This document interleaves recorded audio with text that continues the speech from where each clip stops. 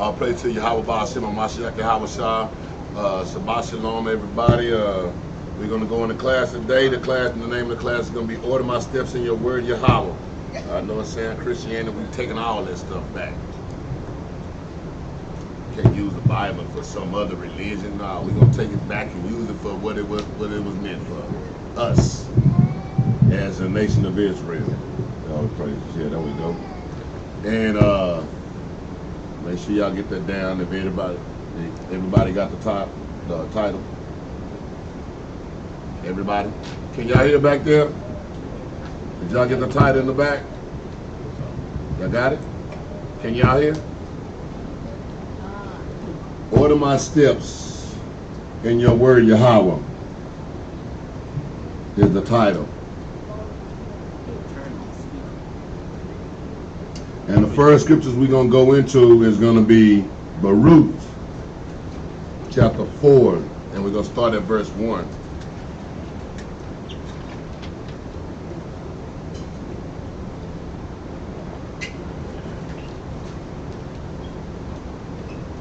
We're going to read pretty much a lot of this because as I was reading, the further I kept going down on it, the better it was getting. So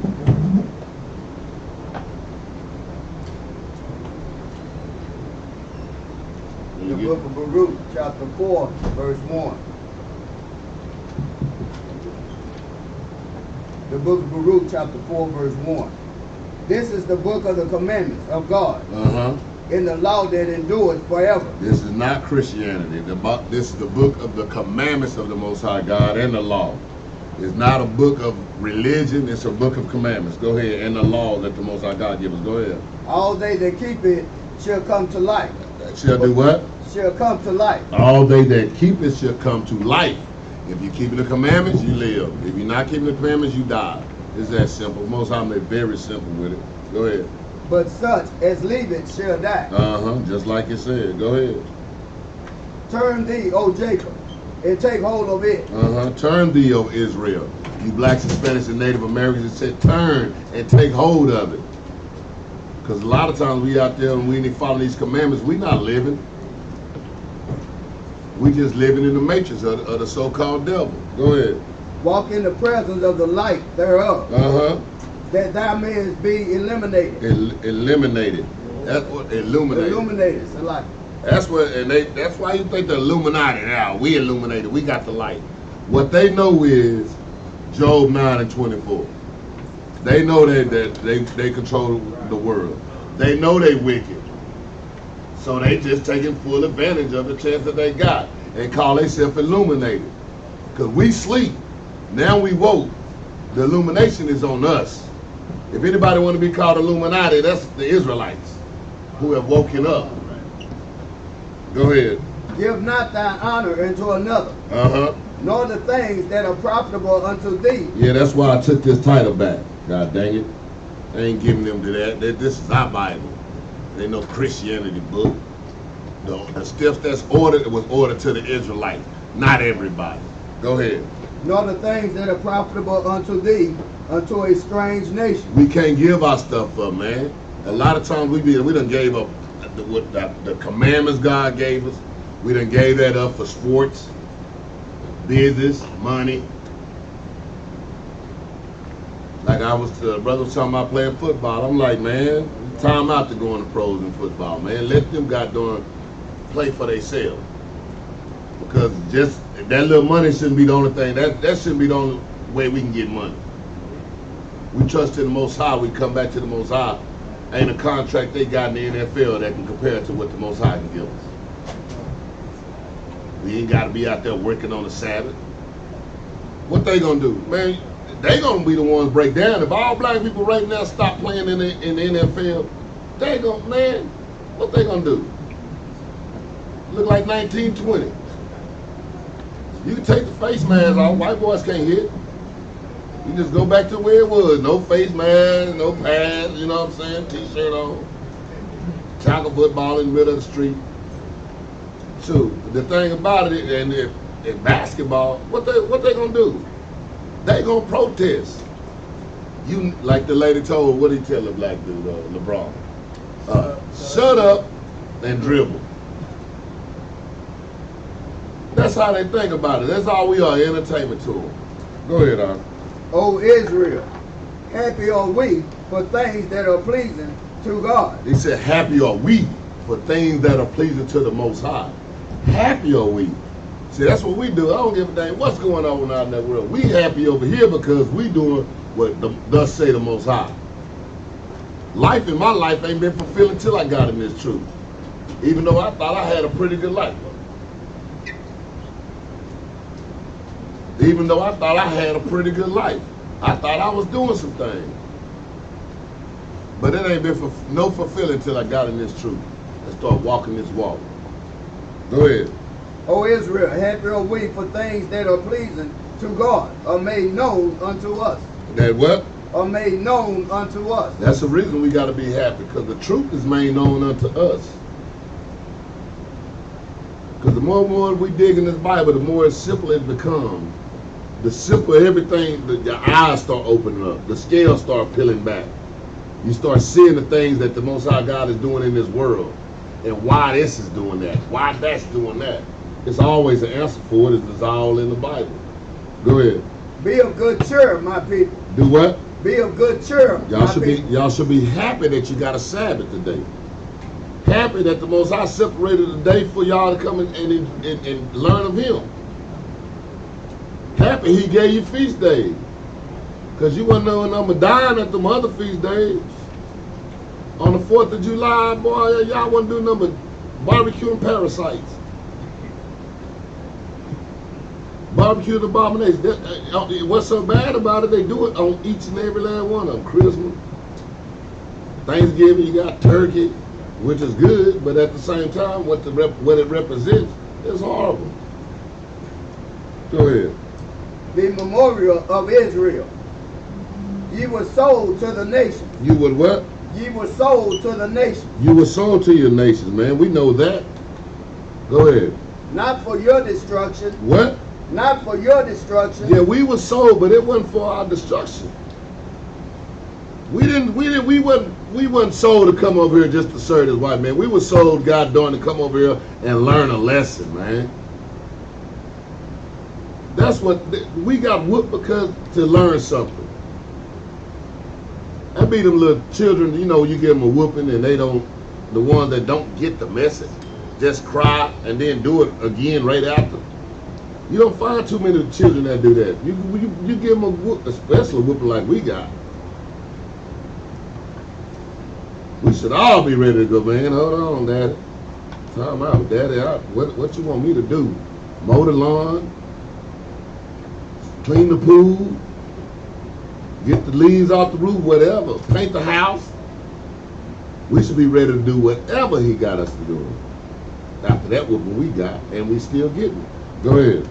But because ye moved God to wrath, ye were delivered unto your enemies. Go ahead. For ye provoked Him that made you by sacrificing unto devils and not to God. And that's the thing we do. We love sacrificing. A lot of this is for the Christianity. This is one of the reasons I'm bringing this out. We sacrifice under these devils, man. We worship these goddamn. Boy, I ain't never seen them. Our people won't listen to nothing we got to say. But a white man can come up and tell them right now to go over there and shoot yourself in the head. They'd be happy with a smile. Where the gun at? That's how we've gotten. Go ahead. Ye have forgotten the everlasting God. Hold on. Go ahead. And like it said in verse 4, Israel, oh happy we are. That's why we should be happy. Because verse 6 said you were sold into the nation, but not for your destruction. Not for our destruction. You should be happy that we are in captivity and able to learn something for it. Go to 2 Maccabees 6 and 12. Yep. Let's say the same exact thing. 2 Maccabees 6 and 12. That's 2 Maccabees 6 and 12. Tell it to the mic, huh? The book of 2 Maccabees chapter 6, verse 12. Bring it out. Now I beseech those that read this book. Like Baruch said, the book of the commandments, read on. That they may be that they be not discouraged for these calamities. That they be not discouraged for these captivities that our people have went through, read on. But that they judge those punishments not to be for destruction. Saying the same exact thing, not to be for destruction of the nation, but what?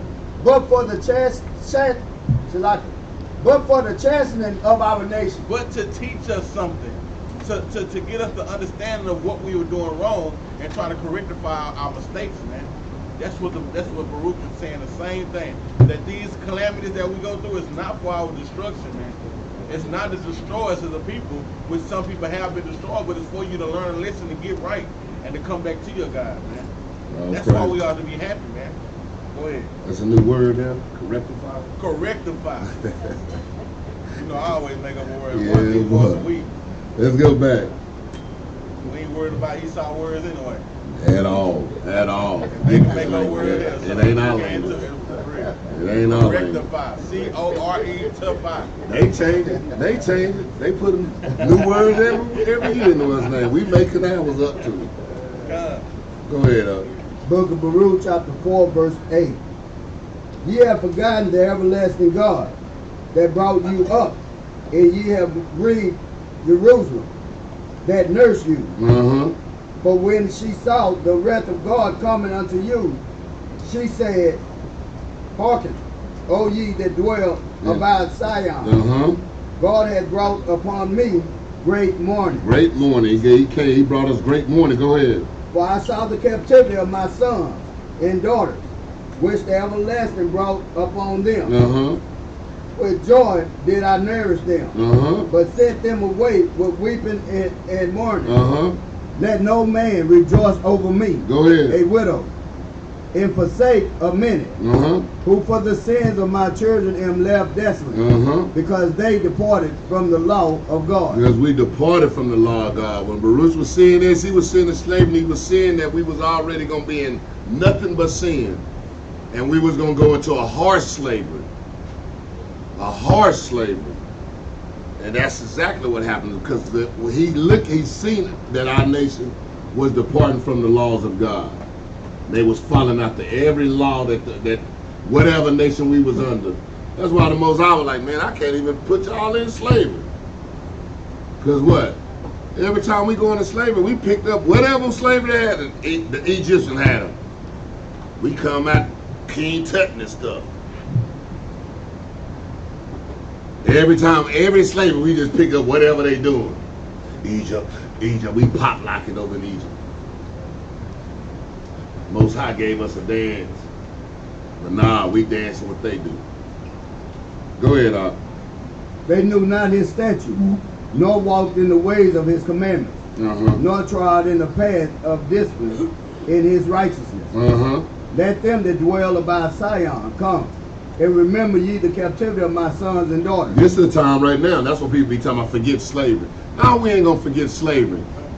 Why?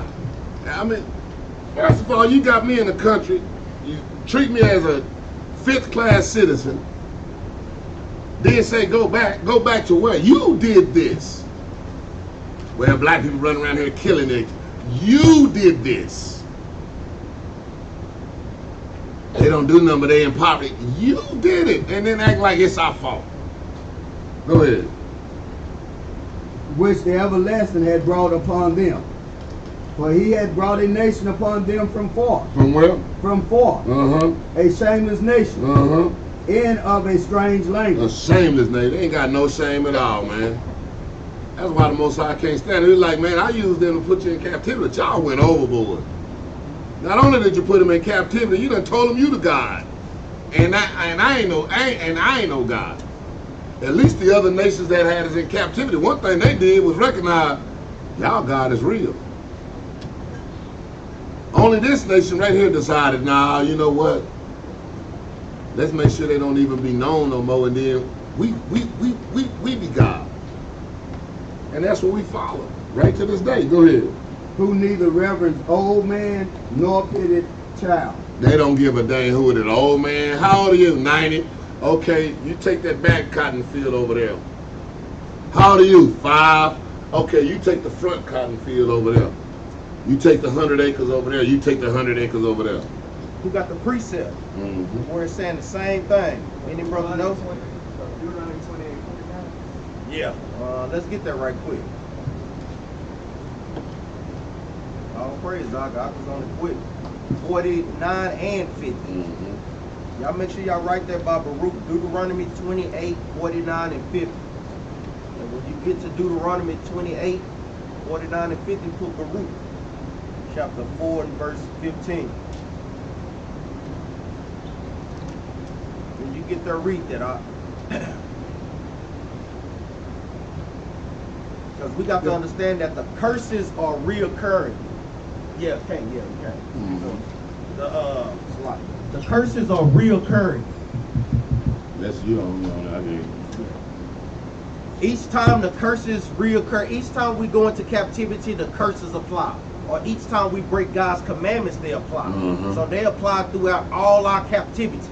Christianity would have you to believe that, guess what? It just happened during the Egypt captivity and the Babylonian captivity and no other captivity. Read that right quick, The book of Deuteronomy, chapter 28, verse 49. The Lord shall bring a nation against thee from far, from the end of the earth, as swift as an eagle flies. Because guess what? The Babylonian symbols was the eagle as well in the ancient times. And even today, modern day Babylon, which is America, they symbol is the same thing as today too. Read on. A nation whose tongue thou shalt not understand. And we didn't understand the tongue that they spoke in the ancient Babylonians, or we didn't understand when they came and got us with the Latin and so forth. Read on. A nation whose first continent. A nation of. A nation of fierce countenance. A nation of fierce countenance. Because when you read in Jeremiah and Ezekiel, the Babylonians, they didn't play no games either. Just like the Americans.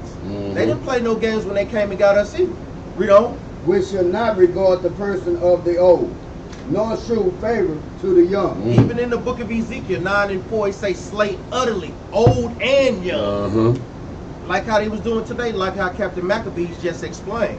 Go ahead, That's exactly what they did. That's why he telling us to, hey, make sure that we kill their children just like, and they old men, just like they did the same thing to us. Oh, so some of y'all ain't even ready for what the Most High gonna ask us to do. Some of y'all claim to be badaasses, but y'all don't want to be a badass. Y'all be like, nah, you go ahead and kill him. I'm gonna watch. And then you ain't even gonna watch. You're gonna be like, oh, God damn it. I'm a squirmish sometimes when it comes to blood, but on that day, I think I'm gonna go ahead and take this one. I'm going and, yes. I'm gonna look at it as water. Go ahead, all right, let's go back to Baruch. The book of Baruch, chapter 4, verse 16. These have carried away the dear beloved children of the widow, and left her that was alone, desolate, without daughter. That's what they were doing to us, man. Taking our, just splitting families up, man. Go ahead. But what can I help you? For he that brought these plagues upon you will deliver you from the hands of your enemies. The one that sent us into slavery, the same one that's going to get us out of this, away from our enemies. That's one thing about the Most High. That's like, hey, I'm going to whoop you, then I'm going to love you. That's what a father does to their children. Hey, this right here is going to hurt me more than it hurt you. And children be like, I remember I used to say that all the time. Man, he lying. It hurt me for real. I don't know what he talking about. He ain't cry after he whooped me.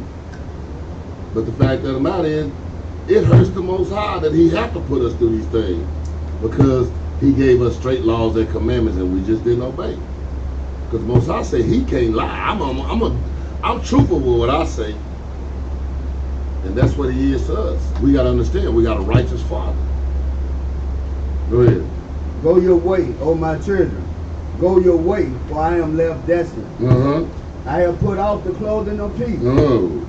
And put upon me the sackcloth of my prayer. And that's one thing that happens. See, a lot of times when we get too comfortable sometimes, the Most High took us out of that peaceful time and put us in the times of sackcloth, mourning, hurt, pain, sorrow. But that was only to teach you a lesson. It wasn't to destroy you. It wasn't to make you look bad. It was to teach us a lesson. Go ahead. I will cry unto the everlasting in my days. Be of good cheer, O my children. Be of good cheer, O my children. Because one thing he did, man, he gave us a way to get out of everything that we in. He put us in 7 different slaveries, gave us a way out.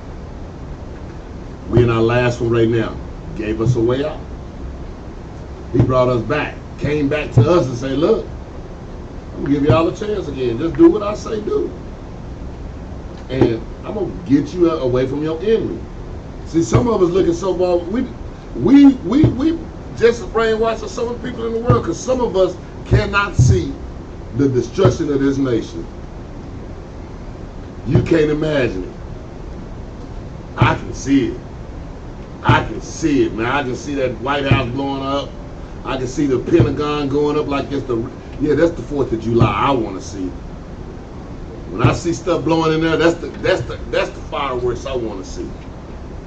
The White House just gone. When you just sit, oh, look at it. Pentagon gone up as all kind of different new fireworks as America going to pieces. I'm looking at it right now. I say, y'all look at the news. Don't be scared to watch the Republicans talk on Fox. Sometimes listen to them. You'll see how mad they are with the Democrats. Then go to MSNBC and see how mad they are with the Republicans. And they all on the same team. That's how you know this place, like he said, it's not gonna be able to stand no more. A nation divided amongst itself shall do what? Shall fall. That was the best thing Trump got in that office and did. Them white people was on the same team until Trump got in that office. Trump got in that office, boy, they were like, oh, whoa, whoa. Trump made the white folks mad. I'm happy no more. Yeah, Trump, you go ahead to line there. Because that's all he was doing. Making up stuff as he went along. But he told the truth. What else you Negroes got? He would let you know, Negro, we got y'all Negroes by the balls. Y'all might as well come and be a Republican. That's what he said. He said it. I didn't say it. He said it. Dividing every year. I said, man, this is the greatest thing. This is the greatest thing that could ever happen to America. Go ahead, Arthur. Verse 21. Be of good cheer, O my children. Y'all should be of good cheer. Y'all should be of good cheer right there when they trying to, man, they blowing up people right as we speak right now. And then we got the dummy of them all in office right now. That man there, man, that man there, he's supposed to be right there at one of them old folks' home right there. That man he's senile already. Matter of fact, let me get the precept I was going into. Give me Matthew chapter 12 and verse 25 real quick. Because just like I was saying,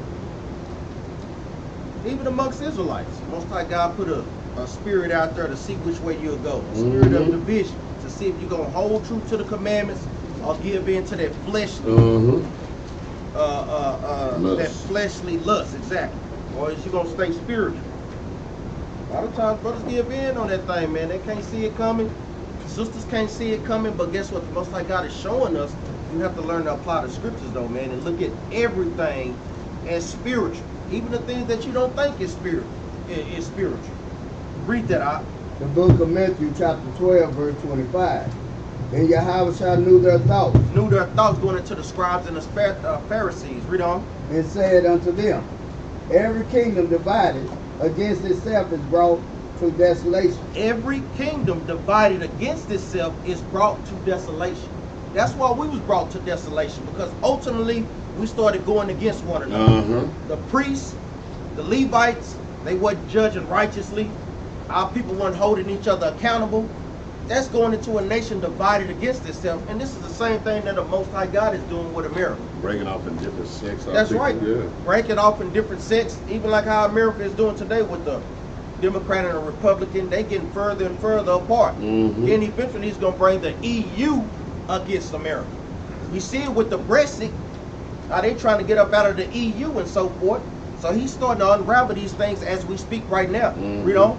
In every city or house divided against itself shall not stand. Every house or city divided against itself cannot stand. That goes into our households as well. Yeah. It goes into yourself, the spirits that you battle within yourself on a day-to-day basis. Then it takes it to your husbands and wives. Sisters have to stay in order with their husbands. Husbands have to stay in order according to the Bible, man, because that thing brings division. A good marriage calls for a strong nation. So all those things trickle down, man, and affect one after another. Read on. And if Satan cast out Satan. And if Satan cast out Satan, read on. He is divided against himself. How shall then his kingdom stand? So the Most High God is using the Edomites to come against themselves. So how is this gonna continue to stand? Because he's giving you an example of how it's gonna happen, and he's letting you know, hey, a kingdom divided against itself is gonna fall, and he got to divide this kingdom first. They can't be on the same accord, because they've been on the same accord, boy, be tearing us up. But when they get on, like, I love it. Let them fight. I like that. Just stop voting. Stop voting, black folk. You Mexicans, stop voting. You Native Indians don't even know what y'all want to vote for. Shit, I wouldn't vote for nothing if I was an Indian, man. The only thing I'd be voting for, man, I'd be going back and find me a spirit. That's the only thing I'll be doing. That's the only thing. Let's vote to get them back out of here. Go ahead. Back to Baruch. Yeah. Chapter 4, verse 22. For my hope is in the everlasting, that he will save you. My hope is what? In the everlasting. That's where our hope need to be. That's where our hope need to be. My hope is in the Most High. Go ahead. That he will save you. And joy is come unto me from the Holy One. Because of the mercy which shall soon come unto you from the everlasting, our Savior. Go ahead. 23. For I sent you out with mourning and weeping, but God will give you to me again with joy and gladness forever. He said, and that's what we got to, that's the hope we should be looking for. Hold up. Read verse 22 again, man. Verse 22. Brothers caught that and sisters caught it. Read that.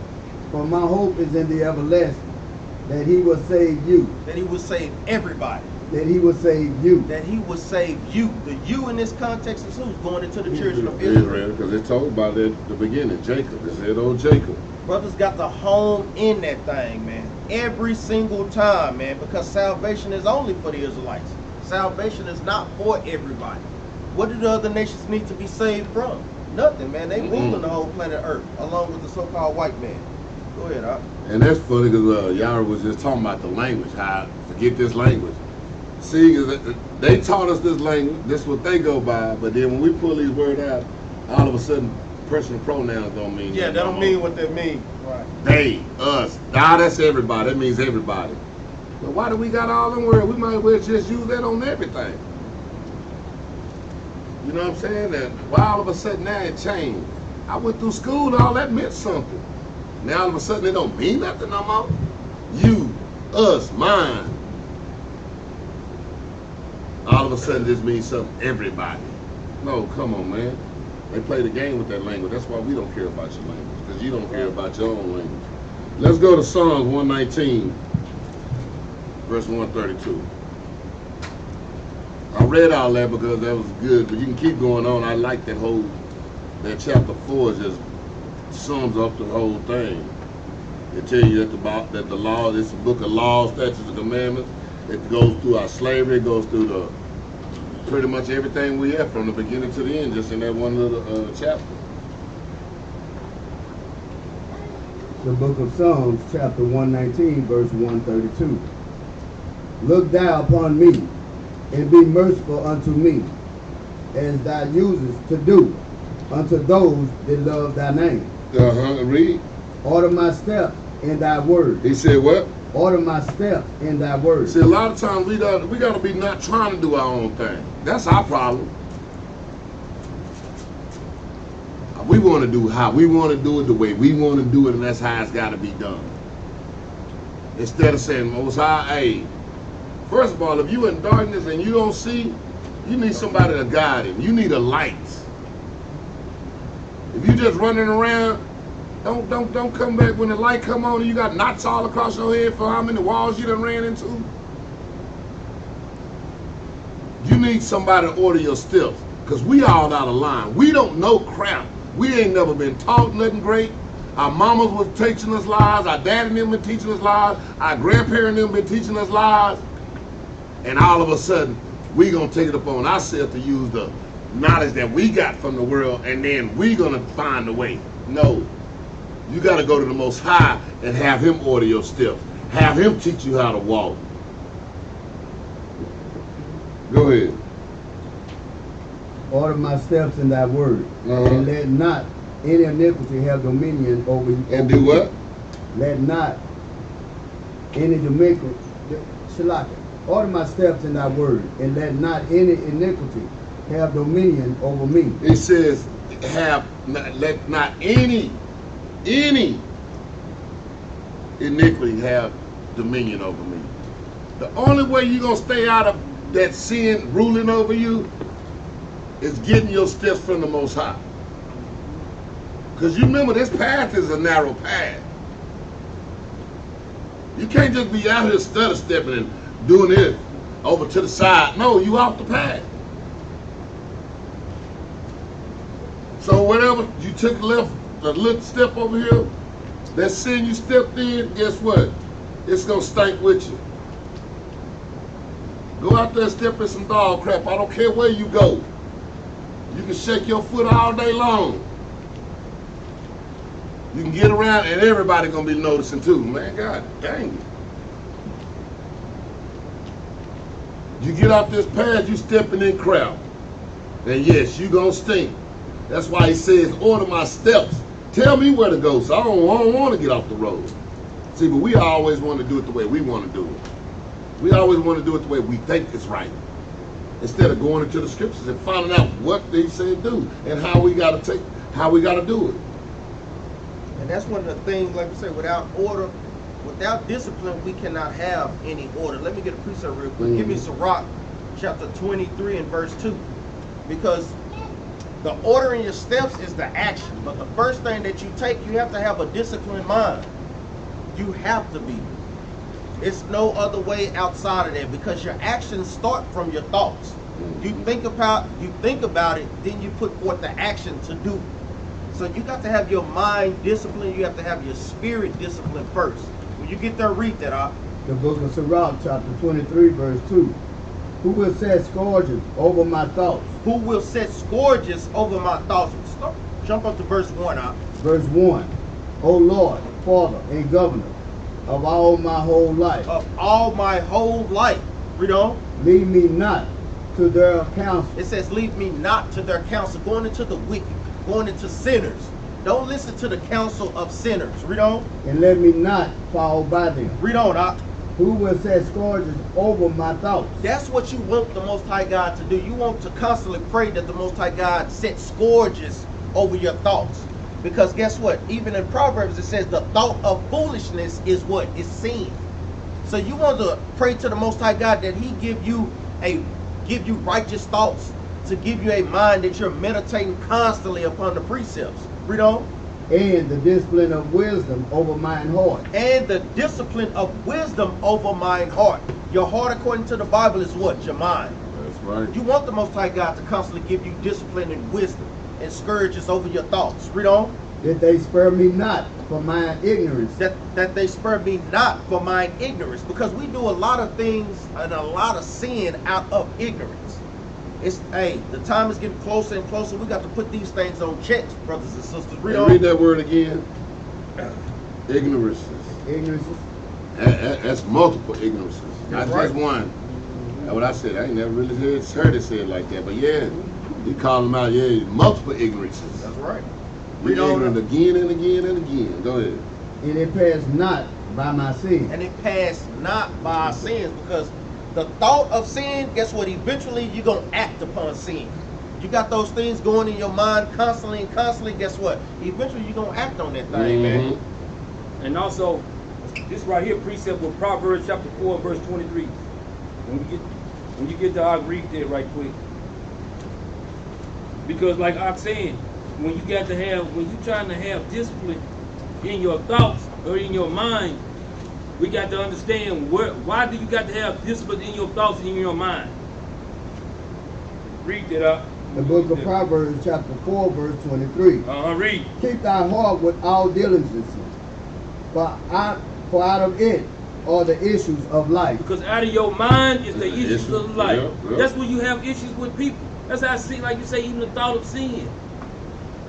Those things that we must work on a day-to-day basis, that we must get our mind set to. Yeah, and that's one thing, man, because that's one thing I try to work on. Like sometimes, man, you have a thought come in your head, you gotta literally go, man, let me think of something else. Rebuke that, man. I mean, yeah, rebuke it. Think about some ducks in the pond or something. Anything to get your mind clear from whatever wickedness you thinking about. Then after you do that, man, you developing your mind. So you developing the times where those thoughts don't even come in your head. But you got to strengthen that. That's practice too. Let's go to 1 John chapter 3, verse 2.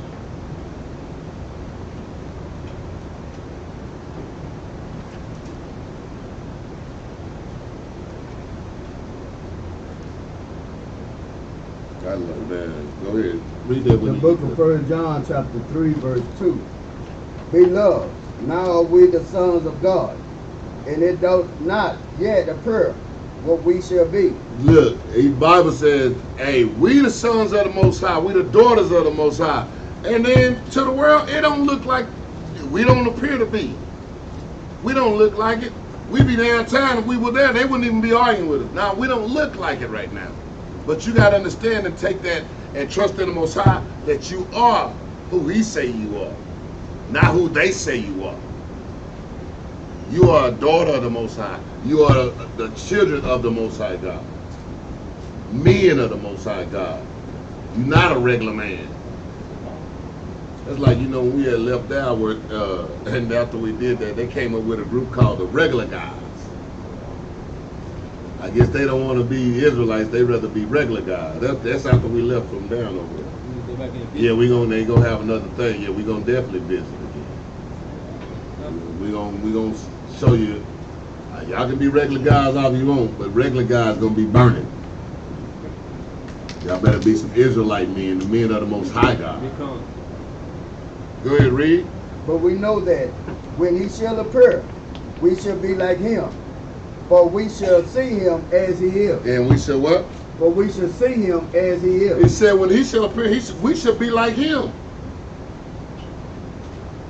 See, they don't even realize, man, like when them people don't even realize it, man, when they done pass you, they done passed up. That's what God look like. Nah, they be like, look, they look at us when we pass by, that's what a criminal look like. But the Most High said, man, you look like Him. You the image of Him. That's why we need to quit running around sad all the time. Man, forget being sad. How you gonna be sad when you look like God? Well, you ugly. Man, how I'm ugly? And that was the same thing Christ was saying. Let me get John chapter 14, verse 8 real quick. That was the same thing Christ was saying. I know Philip asked him, show us the Father. Mm-hmm.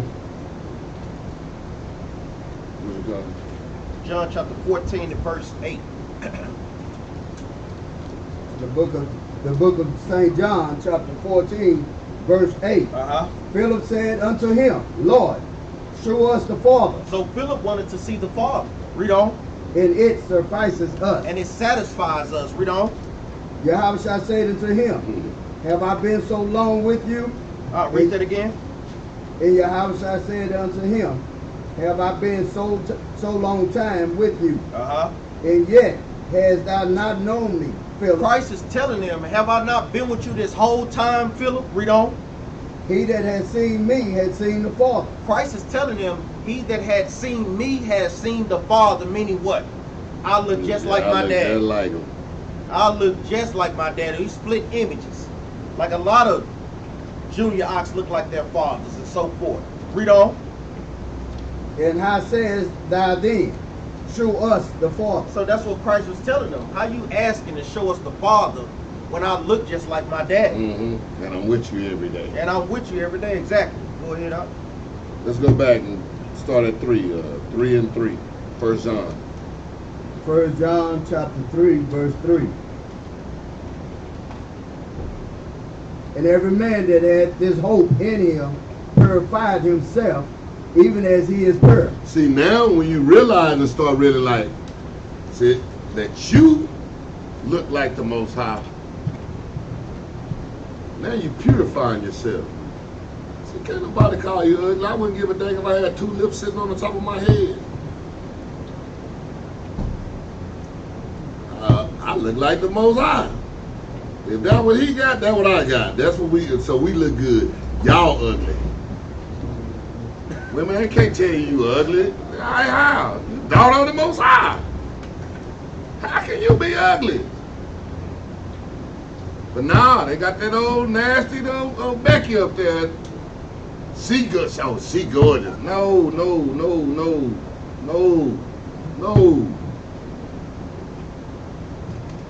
Watch what Becky look like at 30. Anything past 31, 32 is Becky, boy. God. 21. Yeah. They look 65. Y'all 65 look 32. Because, and it's a good precept that I'm bringing out, because you got to think about it. When you think, say for instance, you dress up, and how you dress up, you thinking you look good. Imagine how you think, how you should be thinking about yourself all the time. That I'm looking good because I'm looking like the Most High. We got to start increasing what he's trying to say. We got to start increasing the way that we feel about ourselves, man. Because our understanding, we got to start walking. If we are the gods and the kings of this earth, we got to start walking around as if we are the gods and kings of this earth. The women got to start walking around like y'all are the princesses of the earth. I purifying themselves, man. And with that, guess what? That should also, like you said, should build your self-esteem to high.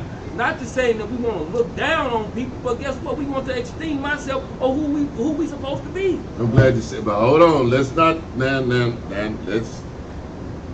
not take it to the way, hey, I'm beautiful. Don't get to run around here like you got doing, you know how they get. And how you men get, hey, I'm God gift to women. No. You're a child of God. You ain't no God gift to no woman. Let me get a precept real quick. Give me Wisdom of Solomon chapter 13, verse 3. Because just like Ak is going into, I know Esau set the standards for what beauty is. But guess what? The Most High God had been set the standards for what beauty is. And he the creator. Wisdom of Solomon chapter 13 and verse 3. The book of Wisdom of Solomon chapter 13, verse 3. With whose beauty is they being delighted, took them to be gods. It says, with whose beauty, if they being delighted, took them to be gods. Because a lot of times, all people think that just because Esau's running the world, that they are the standard of beauty. Because when you Google the most beautiful woman in the world, an Edomite pops up. Read on up. Let them know how much better the Lord of them is. It says, let them know how much better the Lord of them is. And it's going into sun, moon, fire, and wind, basically nature, because our forefathers was worshiping these things. But it's also going into your beauty as well. Read on. For the first author of beauty has created them. And that's the part that I want. The first author of beauty had created them. The Most High God dictates what the standard of beauty is. So if he's saying that, guess what? The Israelites got woolly texture hair, black woolly hair, guess what? That is the standard of beauty. A lot of times, guess what? We have to read over these things to reinforce those things in our spirit. That's why you have sisters straightening their hair, blonde in their hair. Even some of the brothers doing these things because they thinking that Esau's standard of beauty is the standard. Right, because they seeing Esau on top right now. They seeing other nations on top. So therefore, oh, this is the standard of what it is because I see them. Let me get a precept real quick. Okay. 2nd Exodus 3 and 31. What it say? Everything that look gold ain't gold, man. Everything that look good ain't good, man. Yeah, for real. And that's how we gotta start carrying ourselves like I said. Sisters, you are the beautifulest thing on the planet, man. Don't let nobody tell you that you're not. Don't get high-minded now. Brothers the same way, man. The book of 2nd Ezra, chapter 3, verse 31. Read. I do not remember how this way may be left. Are they then of Babylon better than they of Sion? Are they better than us because what they're in a better position? Job 9:24 said the earth was given to the hand of the wicked. But you look at them and see them on top, and like I said, every damn commercial you see, 4, 5 little white children, and then you're there throw an Asian child or something like that's gonna help us. We don't care about that mess. But that's the trend they want you to see. Every commercial, every sitcom you see, one black guy. Oh, I got sure that's what the white was. So I got a black friend. Yeah, I got a black friend. Yeah, that's what they want. But they want you to see that as if that is the propaganda of what we should be doing or how we should be looking. But it's not. Or because they're in a better situation than us, are they better than us? Hell no. Yeah. Like I said, that's a great precept we brought out. Wisdom of Solomon 13:3. That's it. That's all I want. We get another precept. Let's go to Proverbs chapter 31 and verse 30. Because like I'm saying, our beauty comes within, man. And this is why we got to make sure that we get the understanding of what real, true beauty is that come from the Most High, man. When we get there, let's read. The book of Proverbs, chapter 31, verse 30.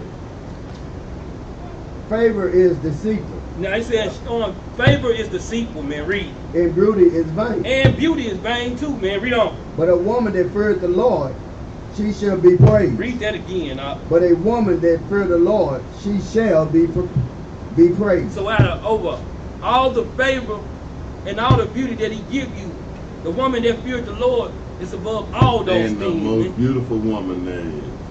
Real. Not about the skin, because it's about doing what the Most High God says. That's right.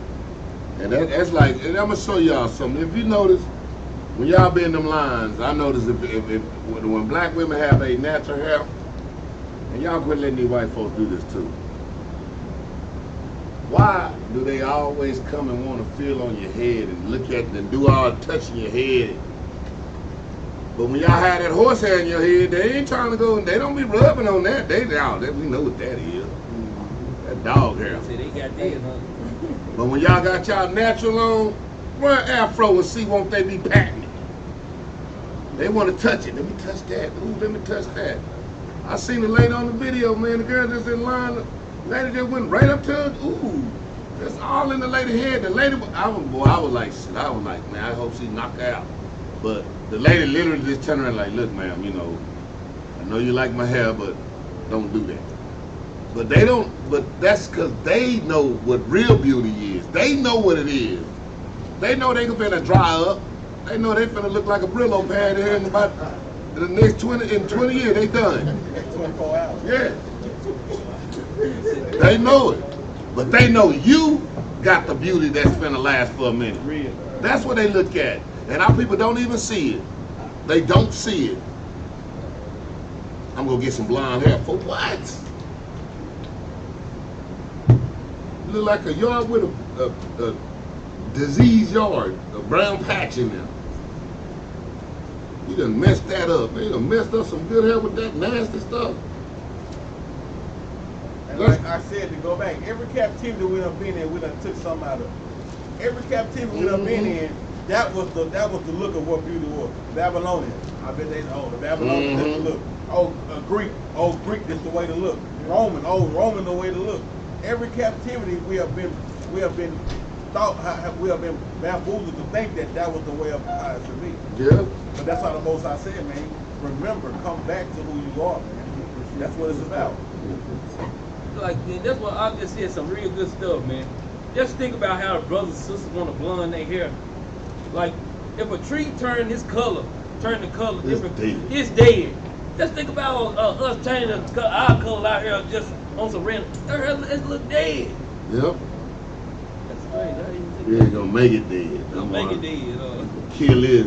Man, you ain't never been in a neighborhood and the best yard is that yellow one. You're gonna be like, man, they can have a mansion, big old nice house. You're like, God dang it. They got ghosts or something in there. Something in there is dead. Let's go to Romans chapter 8, verse 15.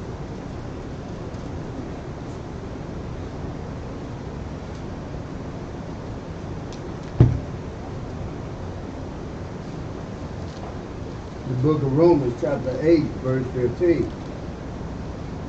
For ye have not received the spirit of bondage again. To fear. We didn't get this bondage. We didn't come in this bondage just to be scared of everything. We know we got whips cracked on our back, but don't mean we got to be scared of a whip. I got whipped with a lot of belts. Don't mean I'm not going to wear a belt. Got one on right now. We didn't come in this bondage to be scared. That's what the white man had us do. He was putting fear on us. But the fact of the matter, we will acknowledge what we did wrong and come back to the Most High God, the fear should be gone. And that's what we got to get to. Because some of us get scared as soon vaccine. I know some of you got it in the back of your mind, man, I might go ahead and just take that shot. You know, I might just do it, you know what I'm saying? Because you don't trust the Most High. No faithless generation, man. You don't trust the Most High. Right. And so, man, y'all, I know, I'm talking about in here. I ain't talking about them out there. Somebody in here thought about, well, I don't know, I might do it. If it boiled down to it. I'm going to see if you're going to take that shot. If they tell you to take that shot, and they got your son, daughter, your friend, and they pop them in there, boom! See if you take that shot. That would be... Which one? Where you want it at? Where you want to? No, you ain't got to do that. No, I'm saying, lose a job. Yeah. They tell them lose a job. Yeah. Because my wife facing stuff just like that now. You gotta, you take this or you can't work here. See, I go do something. Man, you crazy or something. Then I'll make some guy doing some peanut butter and jelly crackers and sell them or something, man. But our people act like every job you come to, like you went there looking for a job. If you leave there, you still gonna be looking for a job. That's what I said. I ain't never been faithful to them. I don't give a damn what job I'm on, boy. I'll leave your job in a minute. That Negro come right there with $2 more and holler at you. Been working with for 30 years. I'm gone. Had fun, made some money, I'm gone. People I heard we was talking about, brothers and sisters, that look, even you just type that thing in, you see. Beauty ranks. From the country. Look like the same woman and all though. Like a yard full of dogs. All she doing is using that, what's that hair color they got? German, Lebanese, Pakistani. It's a yard full of dogs. Basically all just Edomites. She went to school with me. She was ugly then. All of them about 2 or 3 years old. But ain't the sister came up yet. They ain't even grown people. They ain't even grown. They about 2 or 3 years old. Wait till they turn 15.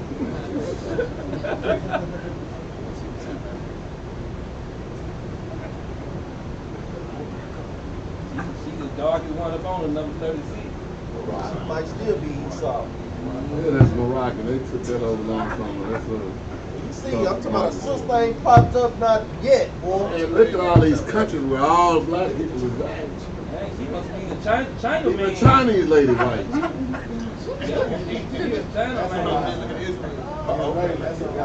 Look at Israel, though. I know we somebody said. Look at Israel. That's a lie. If Maury says what? That's a lie. Your sister. Nah, Israelites. Way on down the line, though. Well, why you stop it for? Because I want to see the sister here. You got any more on there? Yeah, some more. You trying to see some more sisters in there? Oh, man. You got one sister on the whole list. That's all for y'all here. Man, what's funny, you done seen every last one of them girls out in the same world. They look almost just like every last one of them. Not once did we stop and say, God dang it. That's beauty right there. Nah, not once. But these are what they call it the most beautiful in the world. Y'all got to be out y'all rabbit butt mind. And then when they talk about our sisters, every time they say something about our sisters, y'all some strong black women. Y'all ain't beautiful, y'all strong. They want y'all to be strong, but they don't say the beauty in y'all.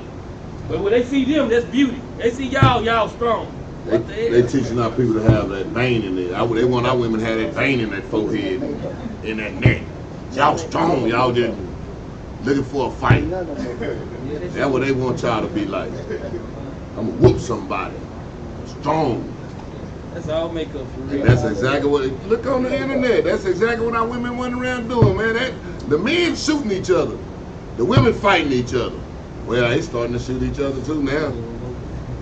Man. Y'all women need to teach these women. Y'all need to stand up and be an example for what a real woman's supposed to be. A woman. We ain't supposed to be out here ready to fight each other.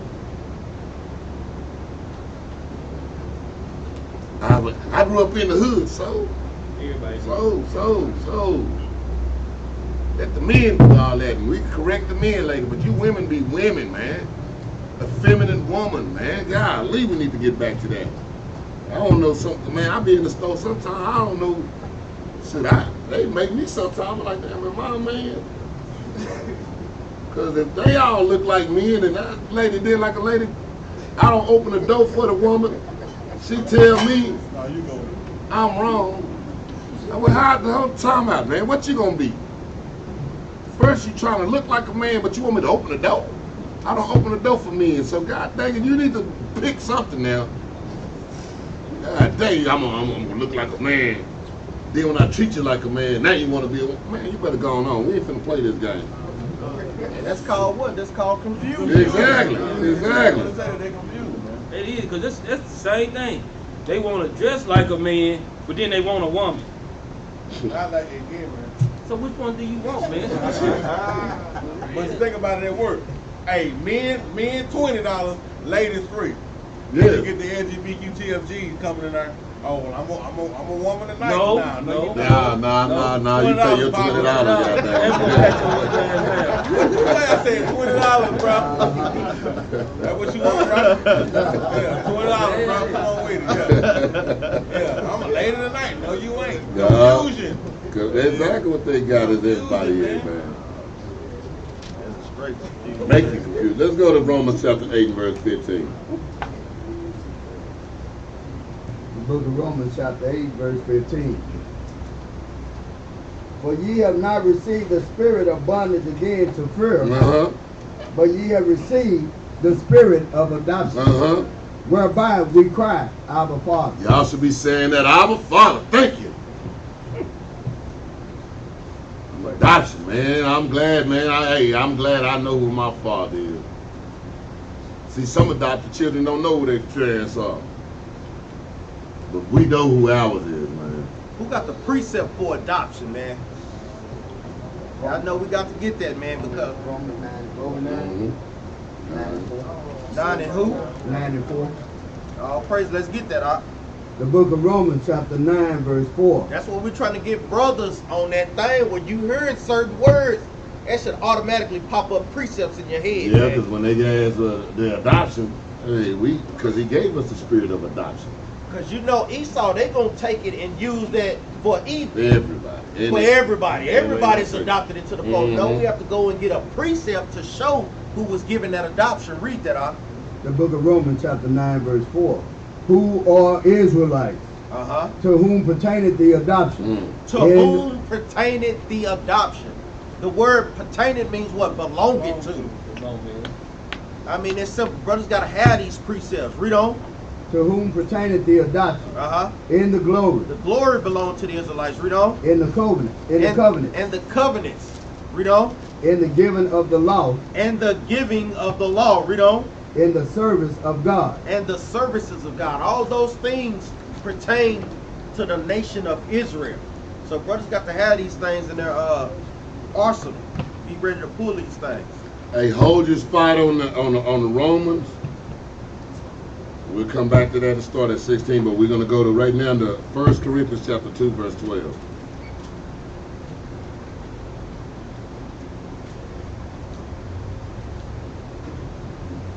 The book of 1 Corinthians chapter 2.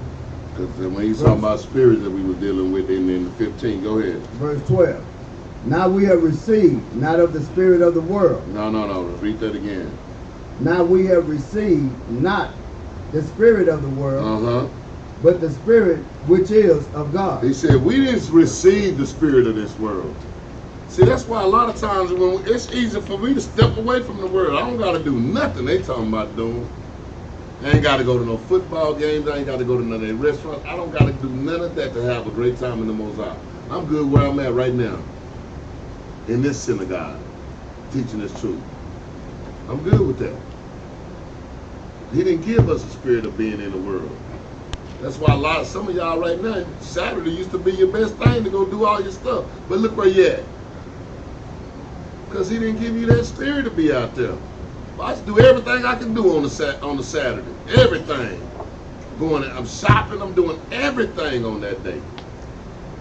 And now, forget that day. Now, this day belongs to the Most High. Read. Now we have received not the spirit of this world, but the spirit which is of God. That we might know the things that are freely given to us by God. Read that again. That we what? That we might know the things that are freely given to us of God. He said that we might know the things that are freely given unto us of God. Freely. He gave us an order to live by, to receive life. Freely. He didn't charge us nothing.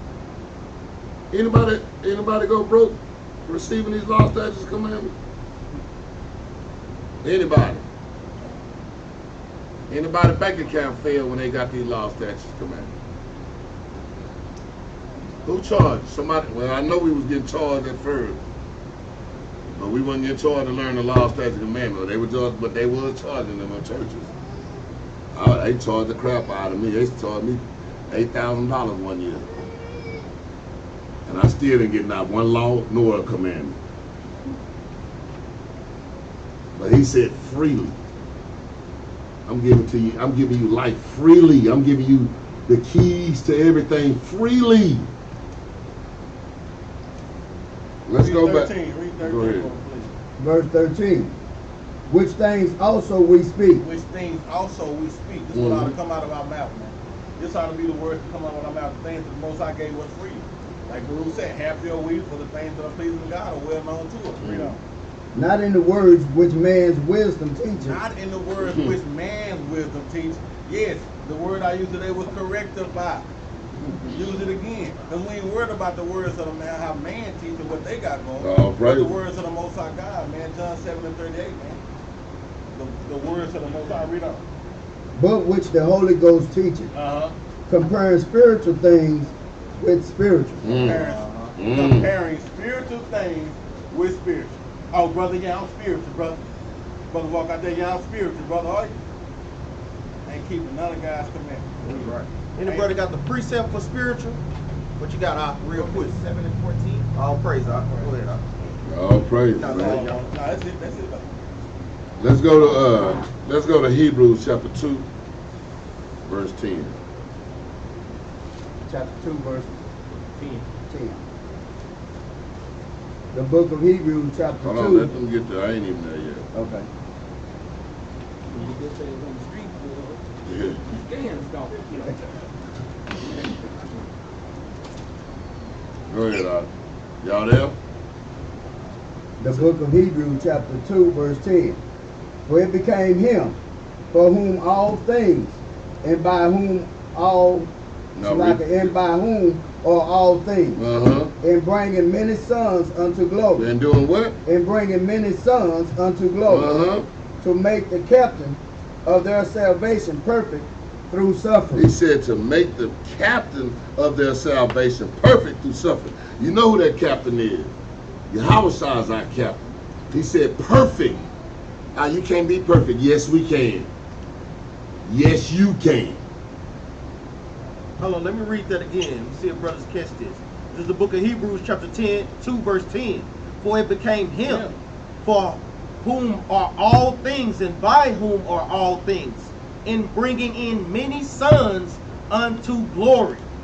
to make the captain of their salvation perfect through sufferings. Who are the sons of glory? What precept did we just read? Say it again. Who said it? You don't sound like you're too sure, Brother Fred. Romans 9 and 4. Glory. So you know that the glory is going back is Israelites. To the Israelites. Don't let, because it's in a different book, take you somewhere other different. I would say get those key words up out of there and precept those things, man.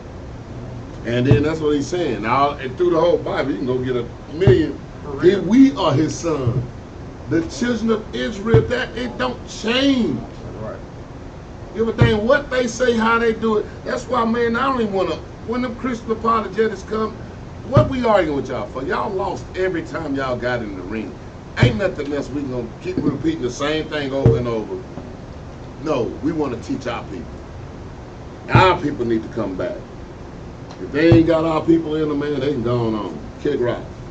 Let's go back, finish reading. No, you finished 10? Let's go to 14. Verse 14. For as much then as the children are partakers of flesh and blood, he also himself likewise took part of the same. Yahawah came down in the flesh and blood the same way we did, and the only way you come down in the flesh and blood, you had to have a seed. The seed had to go into the woman and do the same thing, not an angel. All the way through. I don't even know why people they make this thing. Man, this is not a comic book. Go ahead. And that shot fired at brother. We hope you watch it too. Came through. Yeah, for real, man. Calling me yesterday. Brother, I'm not taking your calls no more. Titus chapter 3, verse 10. Stop it, man. And keep the command. Real. That's man. Right. Kind.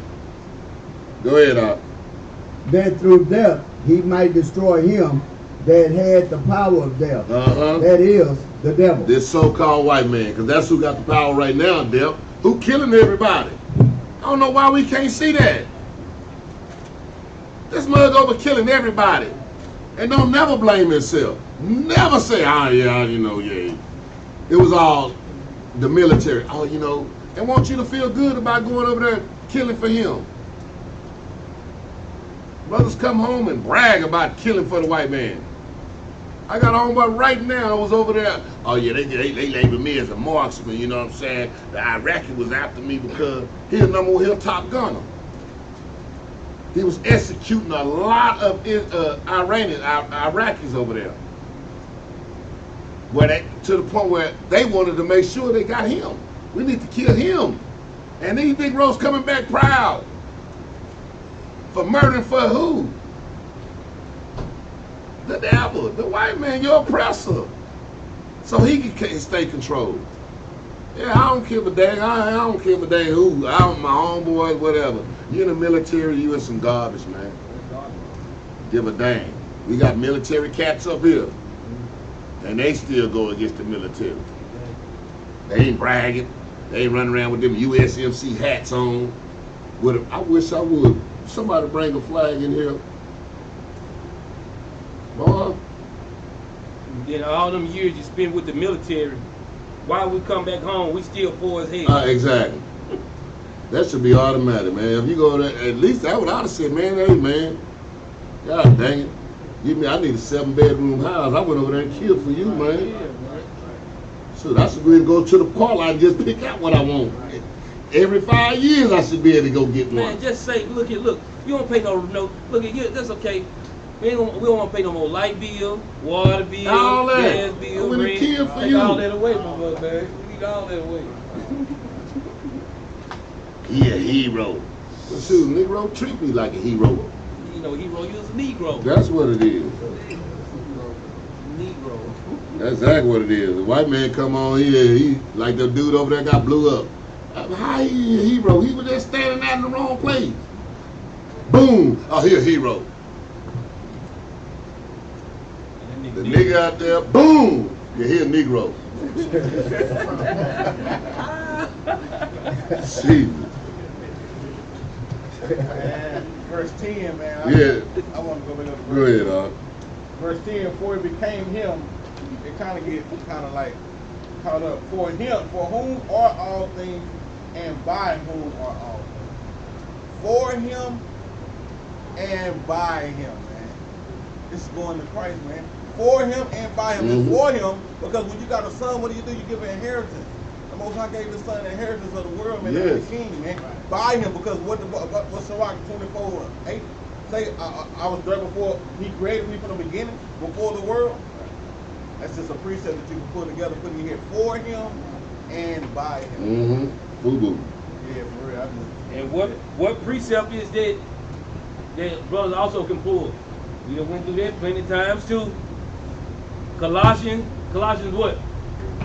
116. 116. All praise, brother Fred. Man, you been studying a little bit, huh? All praise, man. Yeah, you got that Bible mark.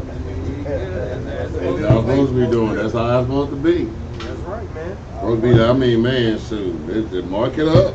Mark it up. Man, mark it up, man, like I said. It's impossible just thinking you, man, that's arrogant as hell, thinking you just ain't got to write down no notes and you're going to remember every single precept that come out. Come on, man. Then that's what, and the one that say that, oh, you can't do that in the Bible, it's so holy, but then you take it home and chuck it on the shelf somewhere. Right. And never open it up. Talking about, you can, man, you crazy. If I need it nice and pretty, I go get another one. The Bible say what they say, spend money on the truth, just don't sell the truth. And he say, go buy you some Bibles, go buy you what you need to get these laws, statutes, commandments. Just don't go out and sell it. We're gonna break down. Yeah, everybody, next week we're gonna charge y'all $50, man. We're gonna break down. 12 feathers. Lucifer has fallen. They charge you $12.99. Let's go to now stay on Hebrews and go to what was we at? Finish 14. Yeah. Go to 15. I want to read 15. The book of Hebrews chapter 2 verse 15. And deliver them who through fear of death were all their lifetime subject to bondage. He said to deliver them who through fear and death were all their lifetime. Man, we don't know what's going to be happening to us on a day-to-day basis. On a day-to-day basis. With some of us who do think. Because some of us nonchalant about anything that's going on.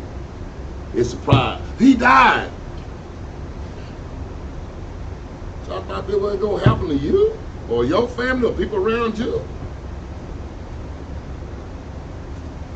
It happens to all of us. We shouldn't be surprised. Let's go back to Romans chapter 8 and 16.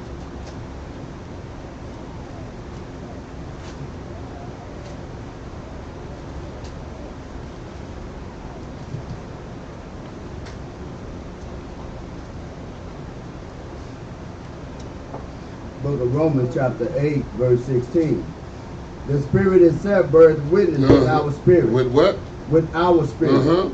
That we are the children of God. All right, now start on 15 and read that again. Verse 15.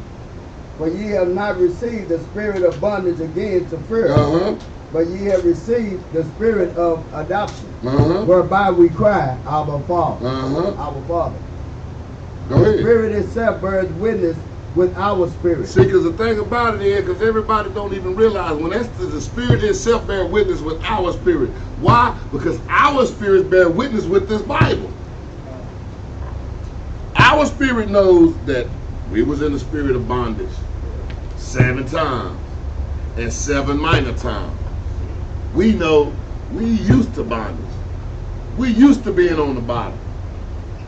That spirit bear witness with us.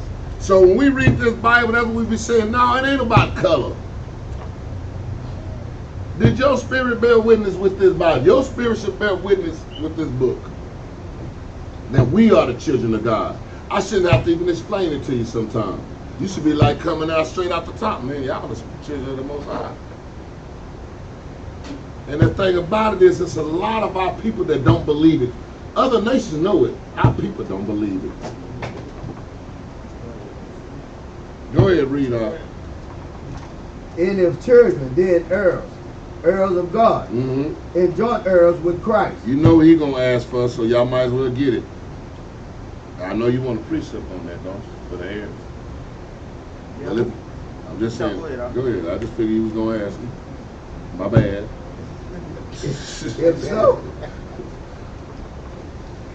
If so, be that we suffer with him, that we may be also glorified together. We what? We may be also glorified together. See, we heirs and joint heirs.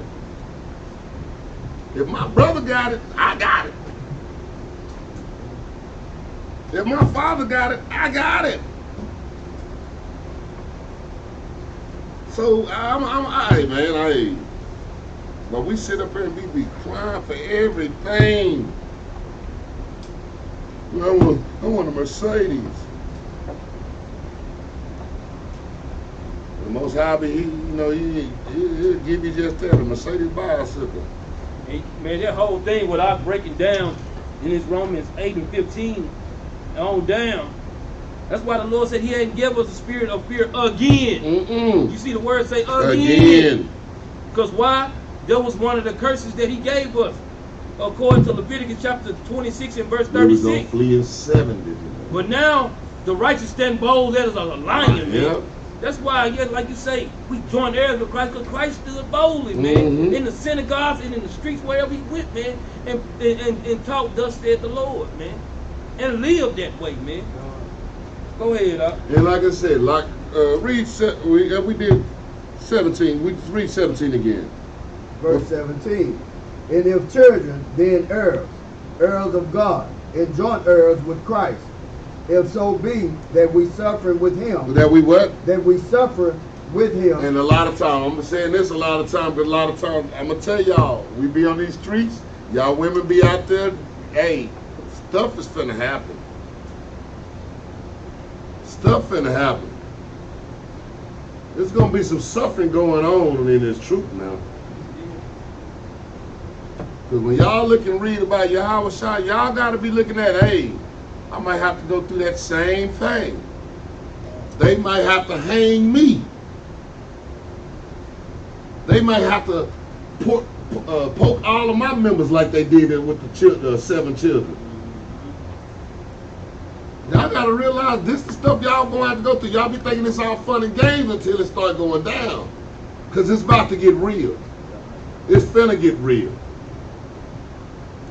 And if y'all ain't serious about it, y'all gonna be looking real bad. Y'all gonna have them fringes on and be like, what do you want me to do, master?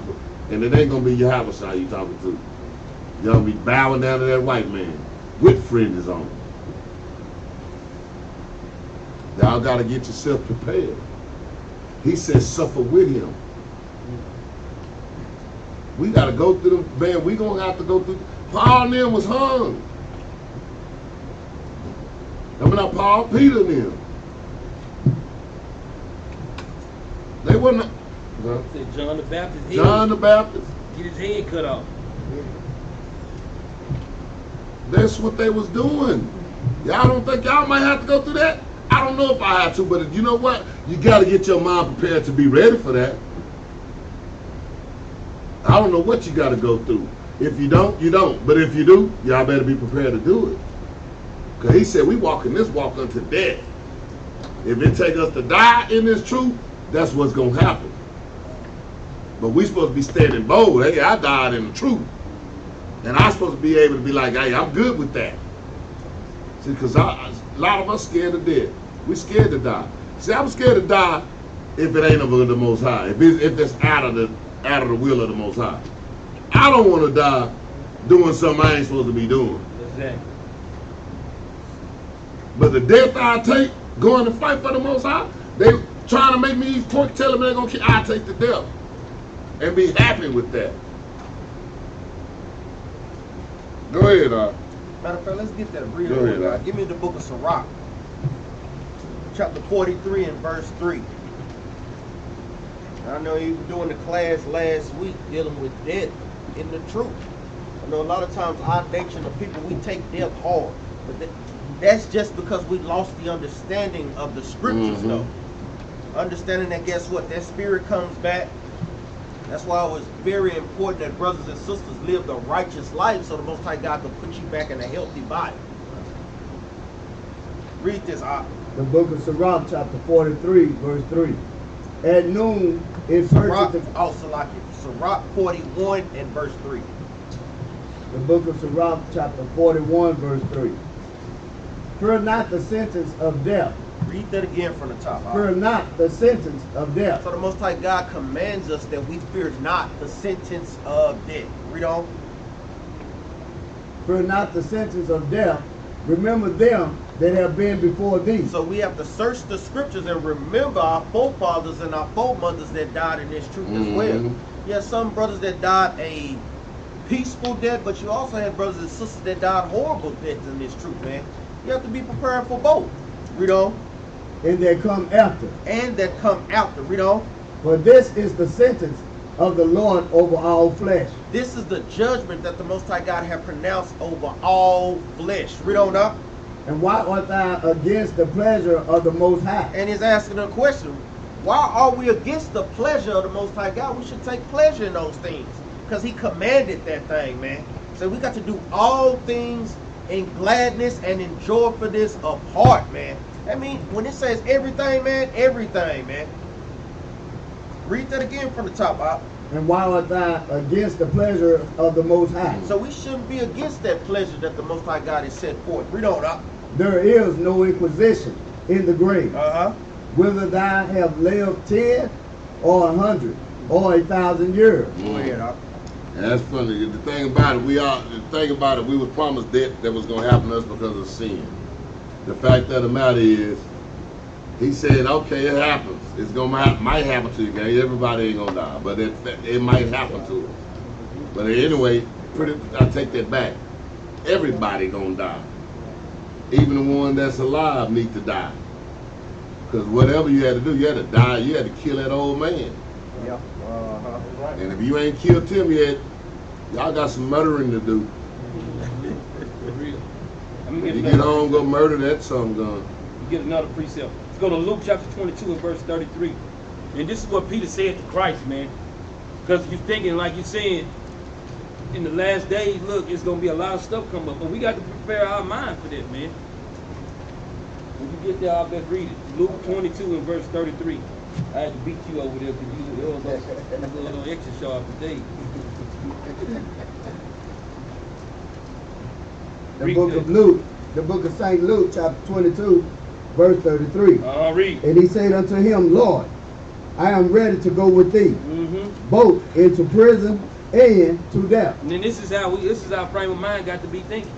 We got to be ready to go. Prison. I don't give a damn we got to go to prison. I don't give a damn we got to go to death. Or we going to die. Or we going to go to prison trying to keep these laws, statutes, and commandments, man. One way or another, man, we're going to wait. Whatever we got to take to keep these laws, statutes, and commandments, we got to be prepared for just That's right. that, man. That's right. Go ahead, All praises, man. All praises. Let's go back. Hold on, we remember that just real quick because guess what? The dead in Christ rise first. Rise first. I think I had. That. I know I had it on my notes. I don't know if I brought it out. It might come out in one of the scriptures. I think I know I went over it. But let's go back. Romans? Yes, Romans. 8:17. Yes. The book of Romans, chapter 8, verse 17. And if children, then heirs, heirs of God, and joint heirs with Christ. If so be that we suffer with him, that we may also, that we may be also glorified together. Go ahead. For I reckon that the sufferings of this present time are not worthy to be compared with the glory which shall be revealed in us. Read that again. I reckon that the sufferings of this present time. See the stuff y'all going through right now. Man, I wouldn't give a dang if they took everything from you right now and you just sat there and starved to death. Man, you better start thinking about the glory of the Most High. Cause ain't none of this gonna compare to the glory of the Most High. So no matter what you're going through, Yeah, you might ain't gonna be able to drive that Benz or whatever you might want to do. You ain't finna have what you thought you was gonna have. You ain't finna have the American dream. But all that don't matter because of what you got coming to you. What you got coming, a kingdom. I'll take the kingdom. What's that? Yeah, I'll take the. That's my answer. It's my final answer. I'll take the kingdom. Go ahead, For I reckon that the suffering of this present time are not worthy to be compared with the glory which shall be revealed in us. It ain't worthy, man. Like some of us go through something just to get something at the job, boy. Sit up there all day, man. They giving me a ton of overtime. You ain't slept in 3 days. Just ain't give you that check, and then the government gonna take half that. Just, man, forget that, man. We got a kingdom coming. Go ahead. Verse 19. For the earnest expectation of the creature waited for the manifestation of the sons of God. Read that again, man. For the earnest expectation of the creature waited. The earnest expectation of the creature waited. Go ahead. Waited for the manifestation of the sons of God. See, the earnest expectation of the creature waited for the manifestation of the man. This man got the big eye on us. He got the big eye on you. Y'all out in the streets out there, y'all lined up out there. Them soldiers up. The devil got the big eye on you. He wild. Whoa. Is this the sons of God's coming back? Are they waking back up? He watching your manifestation. He watching it happen. You got a target on your back, Ocean. Yeah.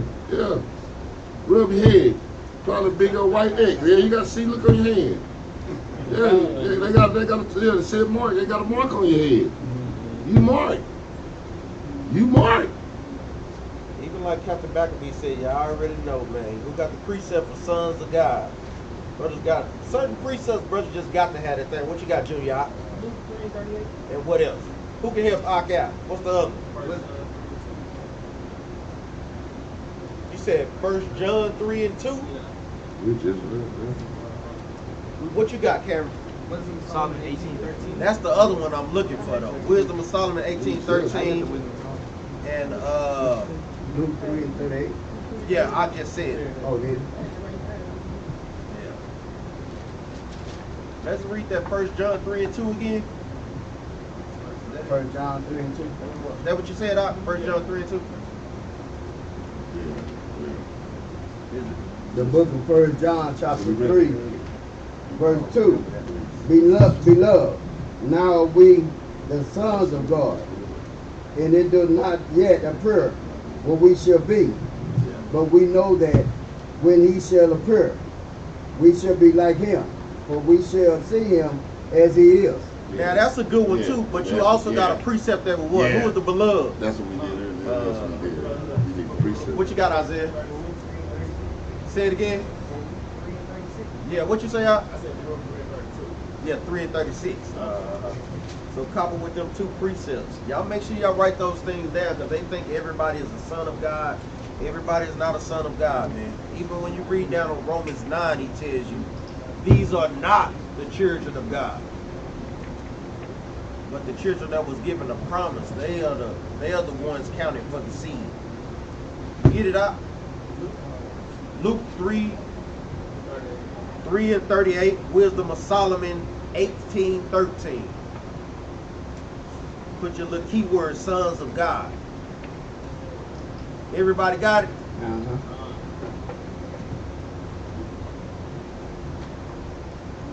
Back to Romans 8 and 20. Yeah. For the creature was made subject to vanity, not willingly not willingly, but by reason of him who has subjected the same in hope. Because the creature itself also shall be delivered from the bondage of corruption into the glorious liberty of the children of God. Because the Most High always compared us, he called us a creature too. And that's what he said, we going to be delivered from this corruption. Go ahead. Verse 22. For we know that the whole creation groaneth and travaileth in pain together until now. Mm-hmm. And not only they, but ourselves also, which are the first fruits of the Spirit, even we ourselves groan within our nature. Hold on. Go back to 21. Let me break that down. Yeah. Go back to what? Yeah. Go back to 21. Verse 21. Because the creature itself also shall be delivered from the bondage of corruption into the glorious liberty of the children of God. Into the look. When was a creature in bondage? For 1,000 years. Remember, the white man went in bondage for 1,000 years. Remember before, what would they call it? What? The Dark Ages. But he was released with who? With y'all, with us. Read that. 21 again. Yes. Because the creature itself also shall be delivered from the bondage of corruption into the glorious liberty of the children of God. Let me go to Malachi right quick. Let's go to Malachi 1.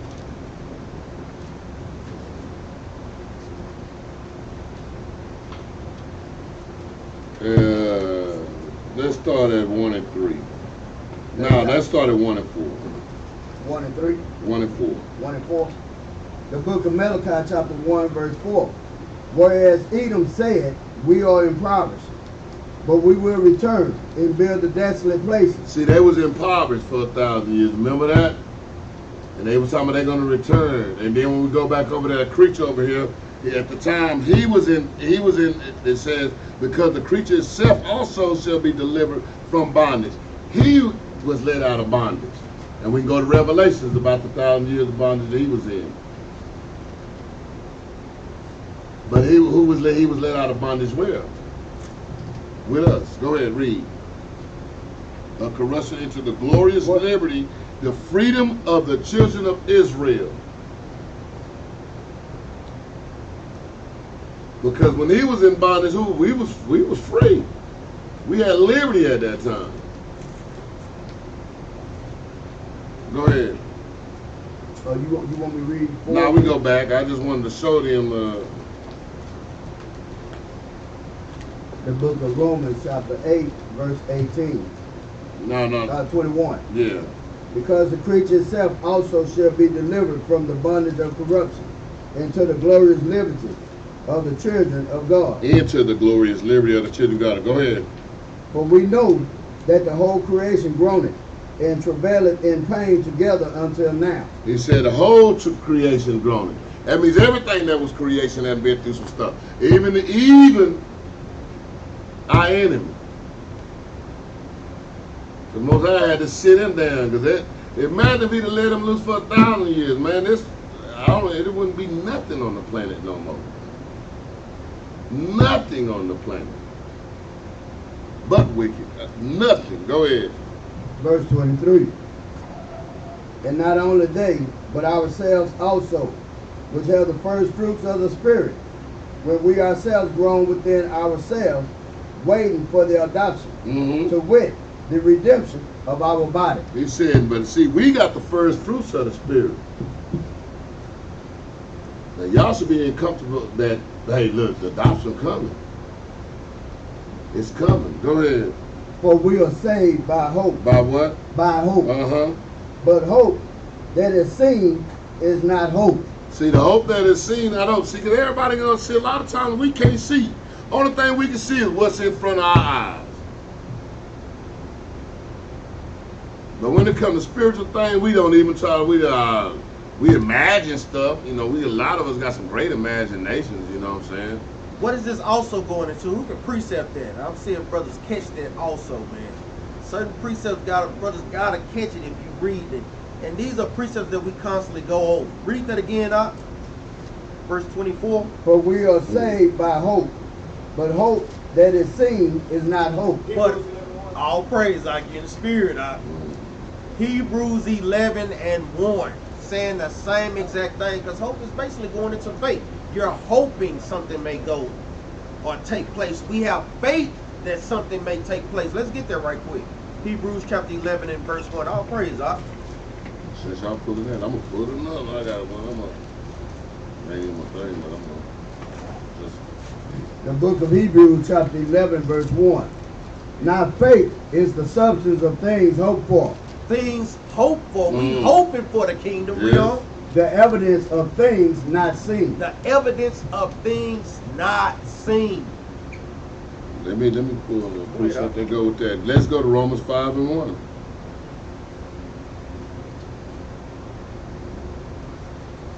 Y'all make sure y'all get there. Romans 8 and 24 precepts with Hebrews 11 and 1. I ask brothers and sisters after class for that thing too, man. Make sure y'all write them down, especially brothers that be out there on the streets. Write that thing in your Bible, man. Don't be afraid, man. Bob ain't gonna get mad at you for writing in it, man. No, it ain't. The book of Romans chapter 5 verse 1. Therefore being justified by faith, we have peace with God through our Lord Yahawah. Go ahead. By whom also we have an access by faith into this grace wherein we stand, and rejoice in hope of the glory of God. And not only so, but we glory in tribulation also, knowing that tribulation worketh patience, and patience experience, and experience hope. And go ahead. And hope maketh not ashamed, because the love of God is shed abroad in our hearts by the Holy Ghost, which is given unto us. All praises. See, all that stuff work together. The grace, all that go together. The hope, the faith, all of that go together. And all of that is for us. That's right.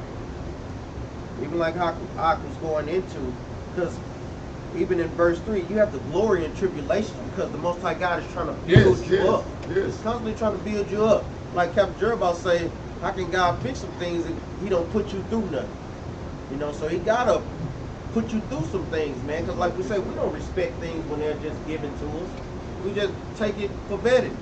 Take it for granted. That's ordering your steps, right? Yeah, exactly. And be happy through the tribulation, because the tribulations came up on you just to strengthen you. They didn't come to hurt you, break you down.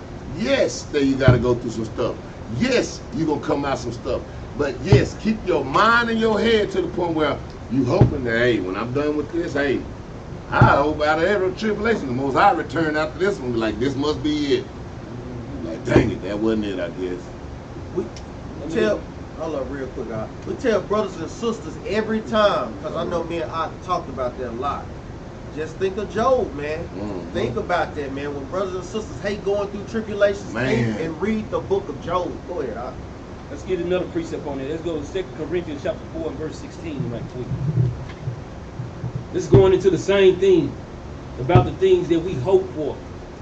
Because a lot of times, like you said, if you can see it, then it's not the hope, man, that you're looking for, man.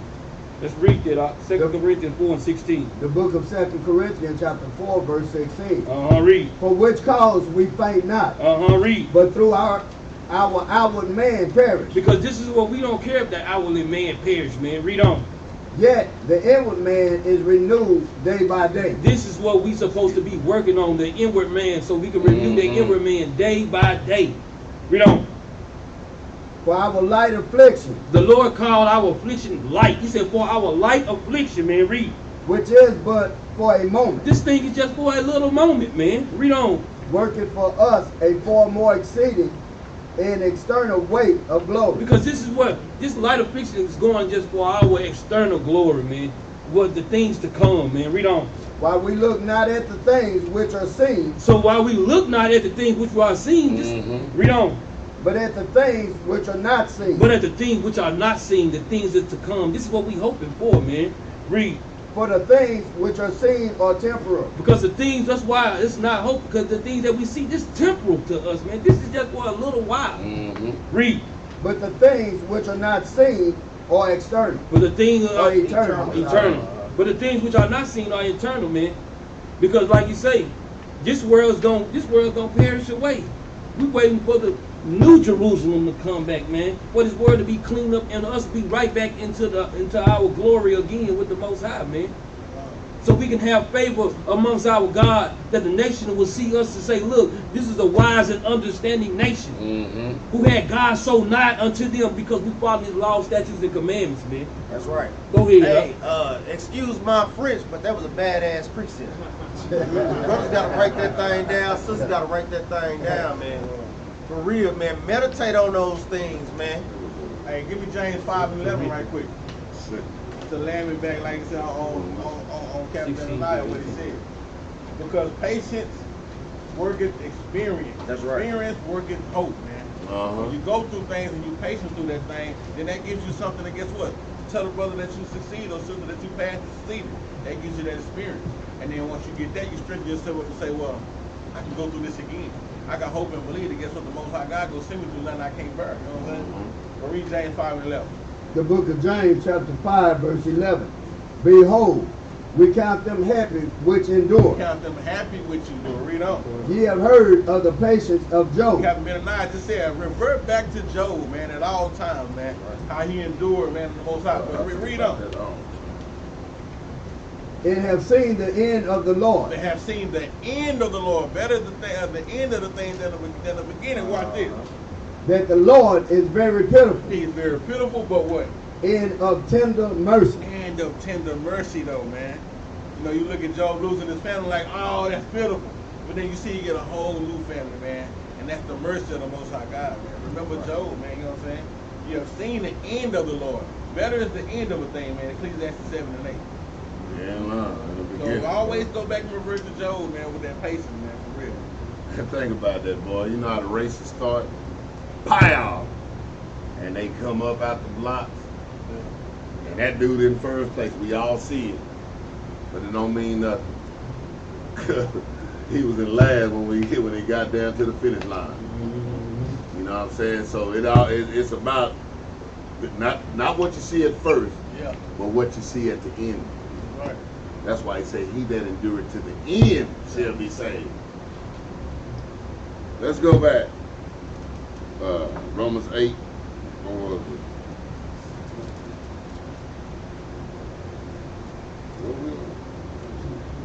21. Yeah, okay. We go 22. Around 22. Yeah, 22. Okay. The book of Romans, chapter 8, verse 22. For we know that the whole creation groaneth and travaileth in pain together until now. And not only they, but ourselves also, which have the first fruits of the Spirit, even we ourselves groan within ourselves, waiting for the adoption, to wit. The adoption which was given to the Israelites, to wit, the redemption of our body. For our bodies to be redeemed. Go ahead. The redemption of our body. For we are saved by hope. But hope that is seen is not hope. See, the hope that, see, if I see it, that ain't hope. That ain't hope. I hope I get some water. Why do you think Christ said we was going to be doing way more miracles and be stronger in this thing? Because guess what? We got the hope and we ain't seen, man. We ain't seen it. The prophets seen Christ. They was walking with Yahawah. Yes, man, they was walking when he raising somebody. Man, when he was raising somebody from the dead. That's right. And now we out here right now got to raise a whole nation of people from the dead. Go ahead. For what a man seeth, why don't he yet hope for? Verse 25. But if we hope for that we see not, then do we with patience wait for it. See, if you hope for something you don't see, you ain't can't be nothing but patient then. I can't be looking at something coming down this way and say, oh boy, I hope such and such happens just because I see it coming. That's not hope. That ain't hope at all. That ain't hope at all. Yeah, I can see the car coming to pick me up. I hope it comes. Yeah. I can see it already. But if I hope for something that ain't there, you can't do nothing but what? You gotta be patient. You can't be what you look. You don't even know what to look for. So you ain't got no choice but to be patient. So we can't see the kingdom, so but we want to see it though. We want to see it. You want to go. So we can't do number what? Be patient. Be patient. See, all that stuff works together. All of it works together. It's like a body of its own. Faith, grace, hope, patience. Let me get a 2nd Ezra real quick. 2nd Ezra chapter 1 and verse 35. Second Ezra. Yeah, 2nd Ezra chapter 1 and verse 35. Because even Ezra had prophesied of these things. The position that we're in now, man. The things that we're going through. Not having literally seen it. But we're going back to the scriptures and so forth. The book of 2nd Ezra, chapter 1, verse 35. Uh-huh. Your houses will I give to a people that shall come, Uh-huh. which not having heard of me yet. Because when we was in captivity, we didn't know the true Christ. We didn't have the true understanding of the Bible. Ezra saying, your houses will I give to a people that shall come. We are that people in this time now that shall come, which having not heard of me, meaning we didn't have the true understandings back then. Because we went through what? Over 400 years of slavery. They wiped our memory clean. Read on. Which not having heard of me yet, Uh-huh. shall believe me. Not having heard of me yet, shall believe me. So now once we're starting to hear the true understanding about the scriptures, guess what? We're starting to believe this we thing. believe it. We're starting to apply the commandments. We believe this. Read on.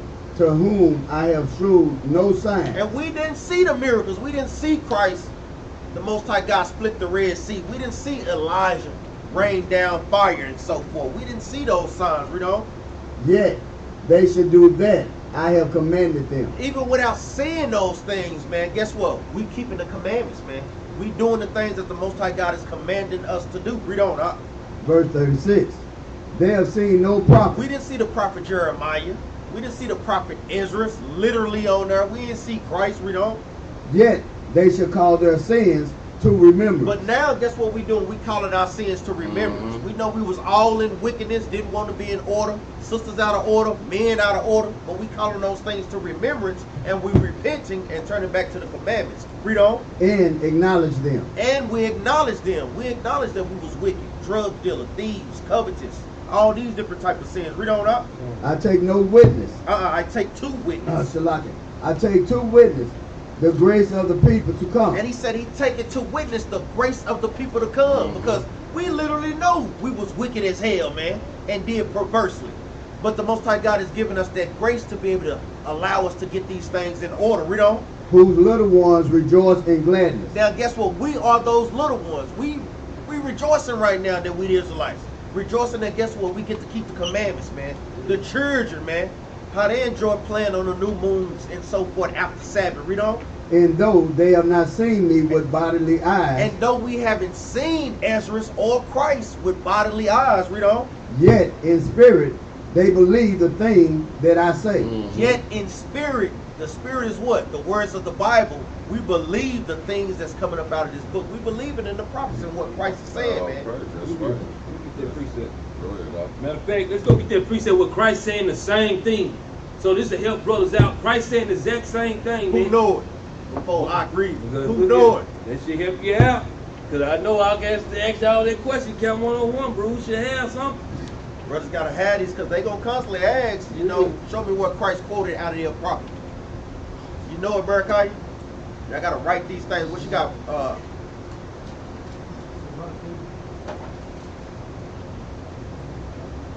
What you get? What Christ said. No, that's far up. That's not the one. Let's go to John chapter 20, verse 29. This is going into Doubting Thomas. This is you know they call Thomas. That's what the saying, old saying called Doubting Thomas. Doubting Thomas come from. Like you said, when people have faith, this is the reward for us having the faith. Read that out. The book of St. John, chapter 20, verse 29. Read. Yahawah said unto him, What did he say, y'all? Thomas, because thou hast seen me, thou hast believed. He said, because he telling Thomas, because you see me, you believe. Read on. Blessed are they that have not seen and yet have believed. He said, blessed are they that have not blessed are they, Shalaki, that have not seen, yet they believe. It's the same thing Second Ezra saying, look, the people that to come, guess what? They had not stayed. We ain't gonna see. We hadn't seen Christ. We hadn't seen Ezra. But guess what? We believe. That's why Christ said, "Blessed are the ones that do see him." That means they had not seen him, but still believe, man. No. Go ahead, Doc. But it probably said the same thing. Yeah, that's right. Mm-hmm. What is the one in Luke? So they got 2 or 3. Yeah, he had Luke We can get that one in Luke too, saying the same 10, thing. 10 and 41. Go get it.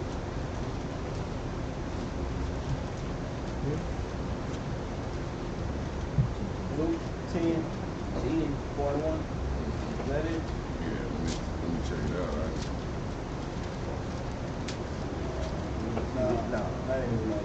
Okay, it's probably just some of it's small. Some of it's somewhere up in there. Fade away. Nah, it ain't faded. It probably did. Like a lot of mine just fade away. Let's go back in there and rewrite them things. Let's go back to Romans.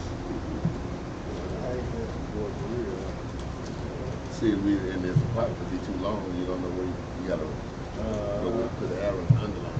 If you don't do that, even that precept means put something in there.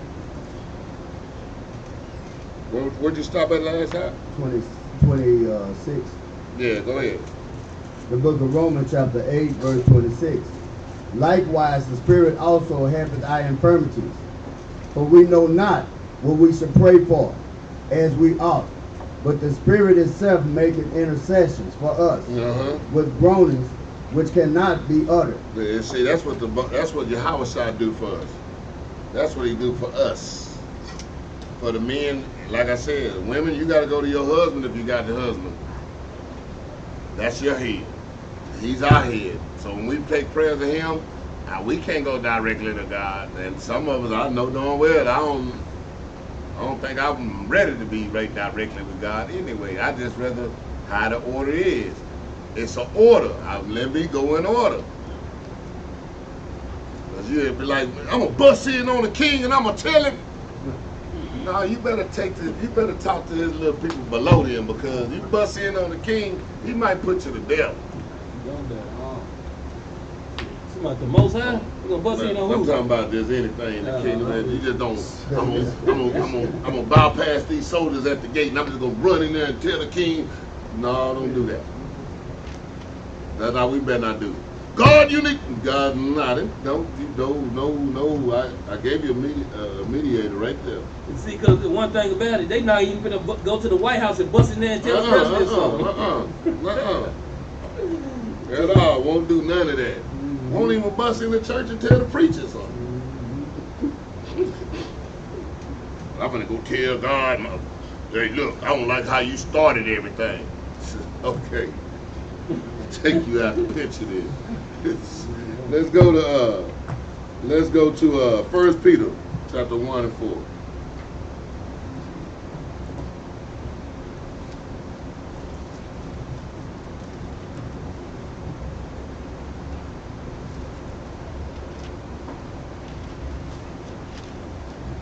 The book of 1 Peter chapter 1 verse 4. To an inheritance incorruptible. To a what? Inheritance incorruptible. See, the inheritance Most High God gave us is incorruptible. So you done had them inheritance, man. You had them people that left you some stuff. You thought you had some stuff. You got it and be like, man, this one here this ain't no good. This don't work. The stuff they done gave you, the house is in 12 people's name. You got to go get 12 people to sign it over to get your inheritance. And all of them want to live there. Y'all know how black families do go through when we go through somebody die and leave something, man. We fight like a song gun after a funeral, boy. Everybody arguing over some stuff. Go ahead. To an inheritance incorruptible and undefiled. And what? And undefiled. It's undefiled. Go ahead. And that faded not away. Reserved in heaven for you. It reserved. The Most High got it right there. He just can't bring it down till this kingdom here is gone. He got all of your inheritance ready for you to go. That's what he said, man. I got a mansion for you. We sit up here worried about these little old bitty houses, man. This ain't, man. I got a five bedroom house. So I got a 100-bedroom mansion. Dude, where? Don't worry about it. I'm gonna bring it out. It's gonna come out in a minute. Don't worry about it. Don't worry about it. Go ahead. Who are kept by the power of God through faith unto salvation, ready to be revealed in the last time. Yeah, wait a minute. Like I said, just wait a minute. Wait a minute. You ain't got no towel like I got. Mine gold, real gold. So you ought to see mine. I got flowers with. I got trees with flowers on them. While you got bushes. Now wait a minute. Just wait a minute. Give me a second. I'm gonna show you mine. Mine gonna come out in the last minute. Go ahead. Wherein ye greatly rejoice, though not for a season, if need be, ye are in heaviness through manifold temptation. Go ahead. That the trial of your faith, being much more precious than of gold, that perish, though it be tried with fire, might be found unto praise and honor and glory at the appearing of Yahawah. See, the reason you're going through everything so you can be a pure gold. You don't need to be that old raggedy gold. You know, not that, you know, that gold that, it look great, but my neck purple and green. It need to be that real gold. It need to. It ain't that. When gold goes through the fire, everything that's not gold burns off. You might start out with a piece this big. When it goes through that fire, you might just come out with a nugget. Because all that other stuff was some zinc, some iron mixed in, and whatever other minerals that might be around. That's got to go. So the thing that you're going through right now is only so you can be pure for your gift that's going to come to you. So y'all want to get in these houses all dirty. Well, why would you go get a brand new house, man, and then here you go in there, walking in there with your shoes all muddy? No, the most I got to clean you up to put you in a great place. Go ahead. Whom have not seen ye love, in whom, though now ye see him not, yet believing ye rejoice with joy unspeakable and full of glory. That's all I need on that.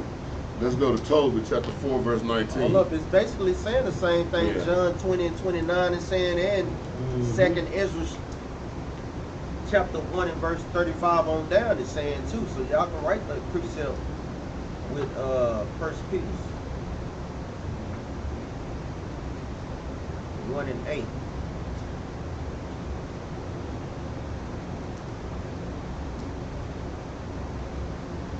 Piecing it together. I was just explaining to the brother the other day how this is a mystery book. How it's a mystery. You got to be first doing what the Most High God tell you to do for Him to give you the mystery. And then you got to sit down there, and He does this like that, so you'll study too. That's right. So you'll be able to go get this and put that over there. That's right.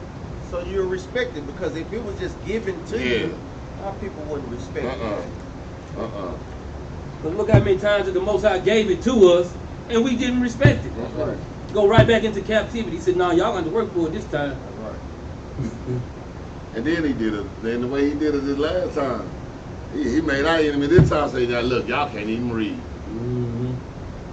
And then when they allowed us to read, they said, "Well, look, y'all can't read this Bible." I mean, he okay, I'm gonna give it to you, but y'all gonna go through some stuff this time to get this. And we did. Let's go to Tobit, chapter 4, verse 19. The book of Tobit, chapter 4, verse 19. Bless the Lord thy God always, and desire of Him that thy ways may be directed. Read that again. Bless the Lord thy God always, and desire of Him that thy ways may be directed, and that all thy paths and counsels may prosper. Read that again, man. From the top. Getting there, got there, man. The book of Tobit, chapter 4, verse 19. Bless the Lord thy God always, and desire of Him that thy way may be directed. Did that what? That thy way may be directed. Bless the Lord God always, and desire Him that your ways may be directed. Your steps need to be ordered by God. Bless him. God, show me how I need to get out of this. Show me which way to go. The Most High, should I buy this or should I not just leave that alone? Do I need that? Do I not? We're supposed to be going and asking him on all these things. That's right. And getting direction from him. Because we already know ourselves, we make stupid decisions all the time. And regret these decisions. See, but if we directed and ordered by the Most High, ain't going to be nothing regretted. I'm going to tell you, man, that thing goes throughout life, especially in very important decisions. Picking a spouse, a husband. Brothers and sisters got to do those things, man, because you want the transition to be smooth. Mm-hmm. So many times when brothers and sisters don't do that, and it's not smooth. It is not smooth. You have to let the Lord direct your step. And guess what? You got to constantly go through that because our people be hard-headed as hell, man. You have to. It's just no other way. It's no other way, man. You have to go through those things to, guess what? Try you in the fire. Guess what? He's gonna put another situation in your to give you an example to see how you're gonna do that thing again, man. Yeah, in your Don't seat. fall for that thing a second or a third or a fourth time, man. Exactly. You're right about that. Did you finish? Now go ahead and finish that up. From the top. Bless the Lord thy God always, and desire of him that thy ways may be directed, and that all thy paths and counsels may prosper. And all thy paths and counsels may, every which way you decide to go, you need to check with the Most High. Because other than that, like I said, we should know, everybody in here should know, we make some bad decisions when it's just about That's us, right. man. That's right. We have all made some bad decisions that we just like, dang it, man. And then we did it again and said, dang it, man. And we did it again and be like, man, I'm tired of doing this. Yeah, well, quit doing it. Right. Ask the Most High, go get his direction. He got the map. He got the map. So we might well, I want to follow the dude with the map. Not the dude that be talking about, I think I know where I'm going. Nah, he got a map. I'm going with him. Y'all go with the other. I'm going to follow the Most High. Let him direct my way. Go ahead. For every nation had not counsel, but the Lord himself giveth all good things. Whoa. For what? For every nation had not counsel. That little thing about it, these other nations don't even got no counsel. Look, they all over us. And they don't even got no direction. That's why they can't stand. We got counsel. We got the Bible. We got the law, statutes, and commandments. That's right. That's what the counsel is. Yes, Scripture. we got the direction. We got a map in our back pocket, and we following this dumb old dude that he don't know where the hell he going. Well, I think if we just get over this mountain, we'll be there. Now, I don't need you to think. You know what I'm saying? I need to know when we get over this mountain. Before I go up that mountain, I need to know when we get over this mountain, we there. Ain't no reason for going all the way up to the top talking about, oh, that's the wrong way. Smooth words, man. Man, no. With them smooth words. Yes. That's how they get you. See, like they talk real good. Well, I don't know what he said, but that show sound intelligent. Yeah. He leading a whole bunch of people straight to intelligent words. And he know he don't know what he talking about. That's it. He know he don't know what he's saying. Let's be great. Eloquent. They followed me. And in his head he said, I don't know where I'm gonna take you. But then Most High said, I'm taking you to the promised land, man. Y'all let direct me there. Go ahead. For every nation had not counsel, but the Lord himself giveth all good things. Mm-hmm. And he humbleth whom he will. And he what? And he humbleth whom he will. Mm-hmm. Go ahead. As he will. As he will. Now therefore, my son. My son, you humble people. My daughter, you humble women. See, he humbles y'all enough to be in class on the Sabbath right now. So praise the Most High for that right now. Go ahead. My son, remember my commandments. Do what? Remember my commandments. Do what? Remember my commandments. Man, I love one thing about this Bible, boy. All the precepts, all that come back to the same thing. Now, what I told y'all, we can come out on every Sabbath class, keep the law, statutes, commandments. All praise Shalom. All praises Shabbat Shalom. See y'all at the street. Let's go to his street. Because that's what it all going to come back to. It's always going to keep coming back to it. And it's telling you how to keep them. Go ahead. Remember my commandments. Neither let them be put out of thy mind. Don't do what? Neither let them be put out of thy mind. See, when you thinking all these other little lustful thoughts, you done put the commandments ain't in your mind. He said, let these commandments not be put out your mind. So if you're thinking about the commandments all the time, you have no time to think about what? Any worldly carnal things, right? That's why the Most High said, man, think about this all the time. All the time, just be thinking, man. Man, I don't know if y'all, when y'all read the Bible, y'all don't be sitting there just thinking about everything that go on. I try to find anything, man. What's his name did like that? You know what I'm saying? He did the same thing as that right there. Everything you should be going on should be your train of thought. You work on trucks, I'm sure. You should be I'll be trying to work on them trucks. I'll be putting all this together on them trucks. Yep. See that Jesus right there on that drive shaft. If the drive shaft, make it. Put it together. Your mind get like that, you ain't got time for other stuff on your mind. You ain't got time about thinking about big booty Judy. You ain't got to worry about it. Because she out your mind now. Because your mind thinking about these commandments. So when you think about the commandments, every time you get ready to do something, you can be correcting yourself. Because the commandment come forward. Ooh, hold on. You don't want to do that. Because now the Lord is preparing. If you just like you say, following God's law, statutes, and commandment, He preparing us. How He gonna give us His good and great kingdom? Then we gonna get in there and mess it up? Mm-hmm. No, He ain't gonna give it to you like that. We got to make sure that we set our heart right, man. So when He do give it to us, we be prepared to know how to keep it. Guess what? Be prepared to know how to treat each other. So He ain't got to come back and go keep punishing us about the same old thing, man. And following the steps that He gave us. Not how we want to do it. Real. Some of them going to be getting into he got a brand new mansion. Hold on, I want to put me a new vase over there. Man. Man, you better take your eyes to wherever he got in that little, that's good where it's at. That's good where it's at. Because we see, man, I know brothers and sisters be on Facebook and so forth. I know y'all see the little dumb trends going around where they doing the crates and stuff. I'm talking about got to be the dumbest thing ever, man. They're killing themselves too. Damn, they're killing themselves over a damn game, man. We'll put that thing out there. Why not keep the commandments, man? Let's put a game out there called Keep the Commandments and Live, man. That's a good idea right there. For real. It's been that way, but then, like a brother, he said it clearly.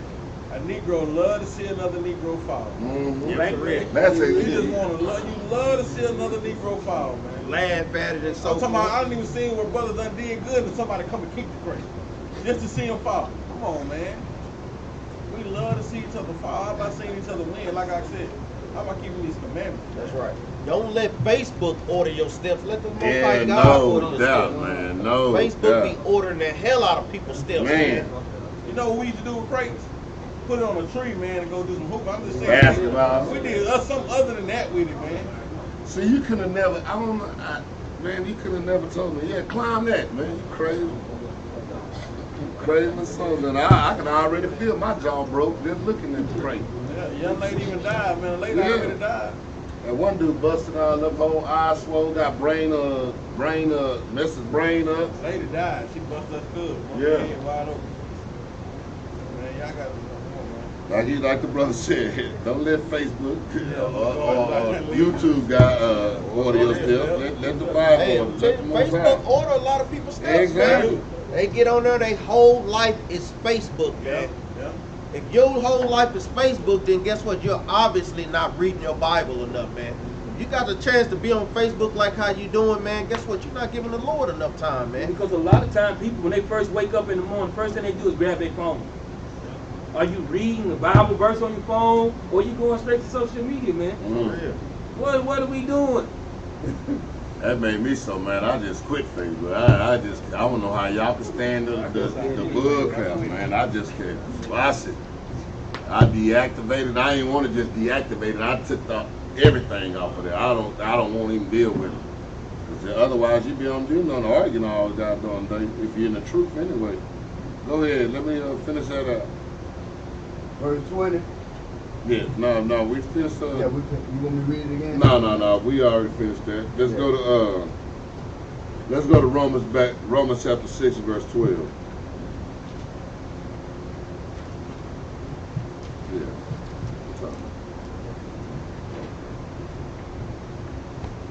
Good time. Book of Romans chapter 6, verse 12. Let not sin therefore reign in your mortal bodies. Do what?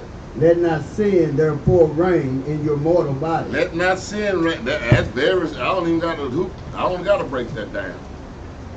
Do everybody got it? Everybody got it?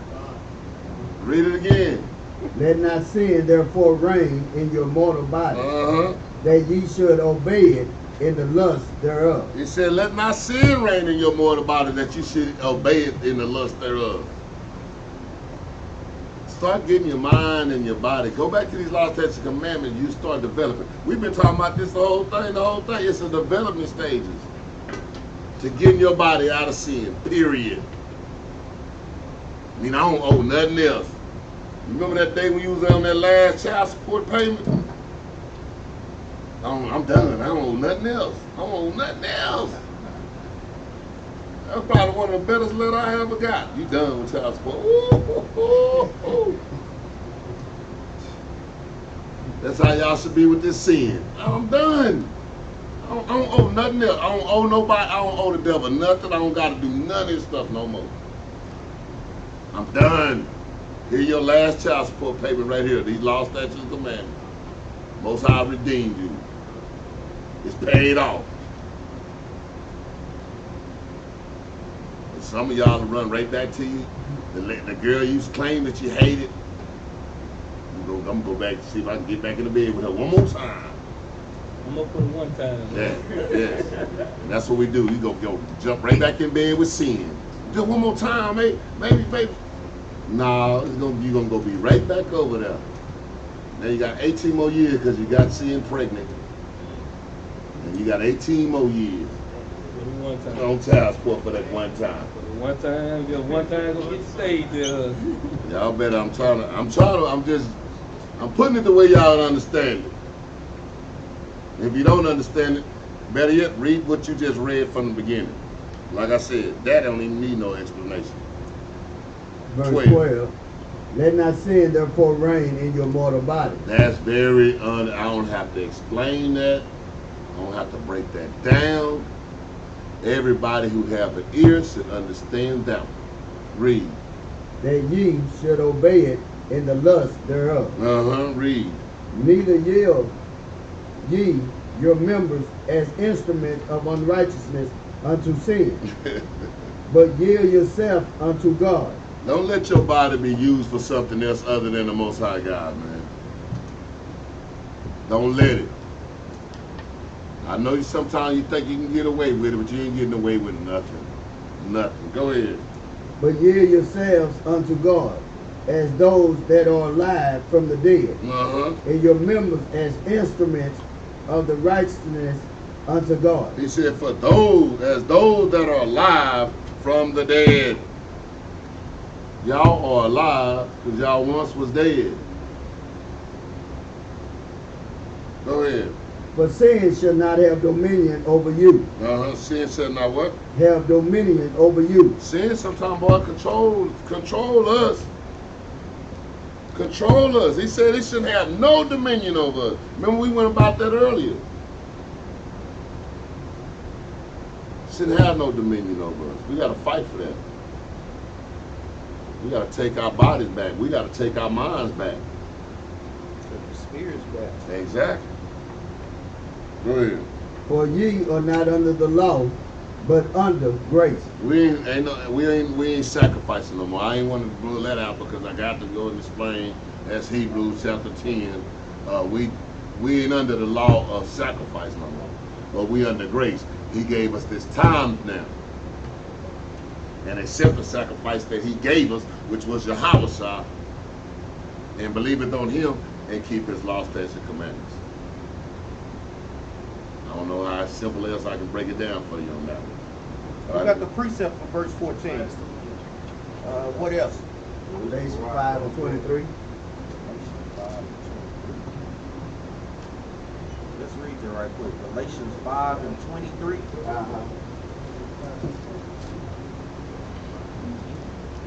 I know we have to cover these things, man.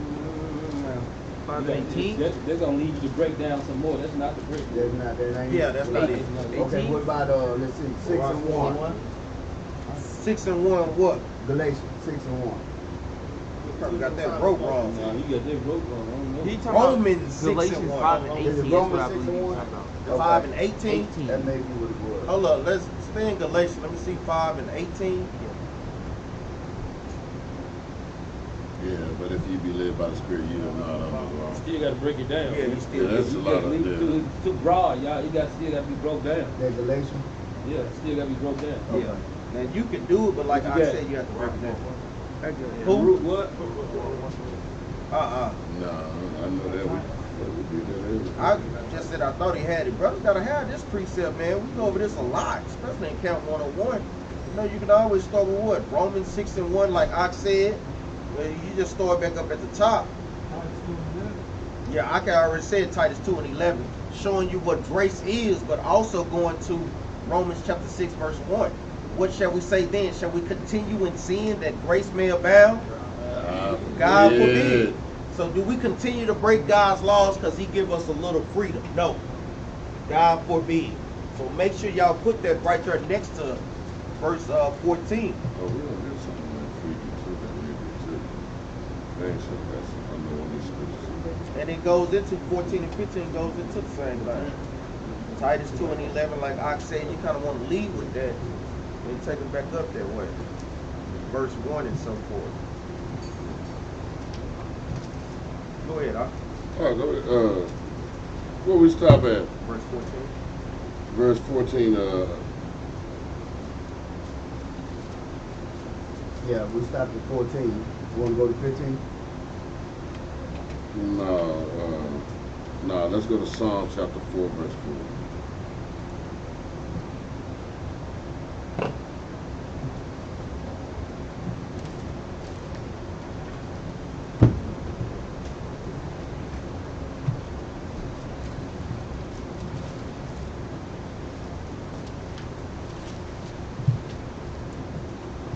What verse did you say?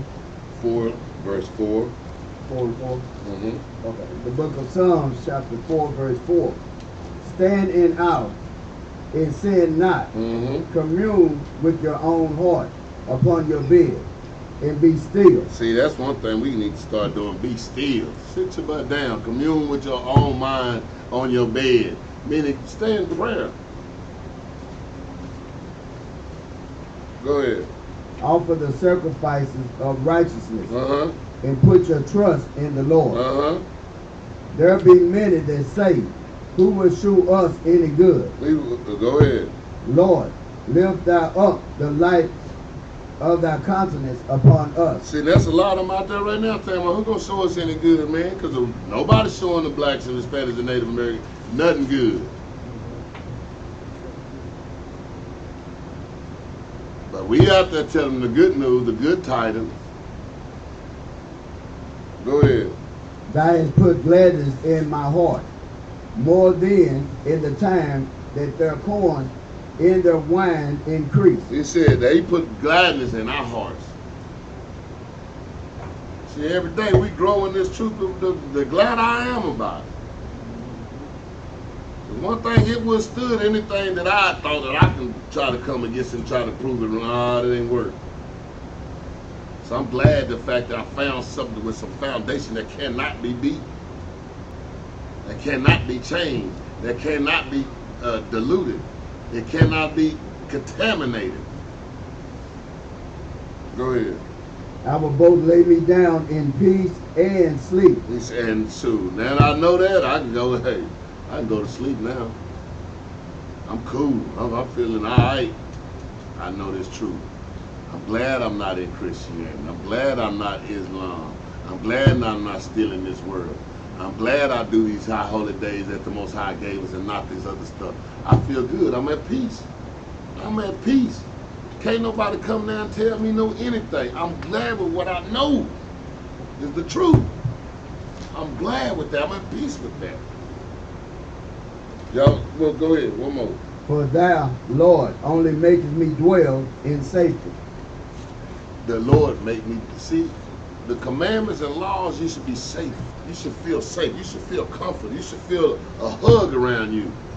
Because if you know you're doing what God say, no matter what goes on, guess what? You should feel safe. Because the Most High say, look, I'm doing what He told me to do. If I'm doing that, I should feel good. I should be, no matter what happens, I chose my side. And I'm on His side. He got an undefeated. He undefeated. He undefeated. Or you can play for, or you can run down there and get on that team down there, the Nifty Lions down there in South Texas or something. They done lost every game. Now I'm gonna get on the team. He undefeated. I'm going to get with him. I trust him.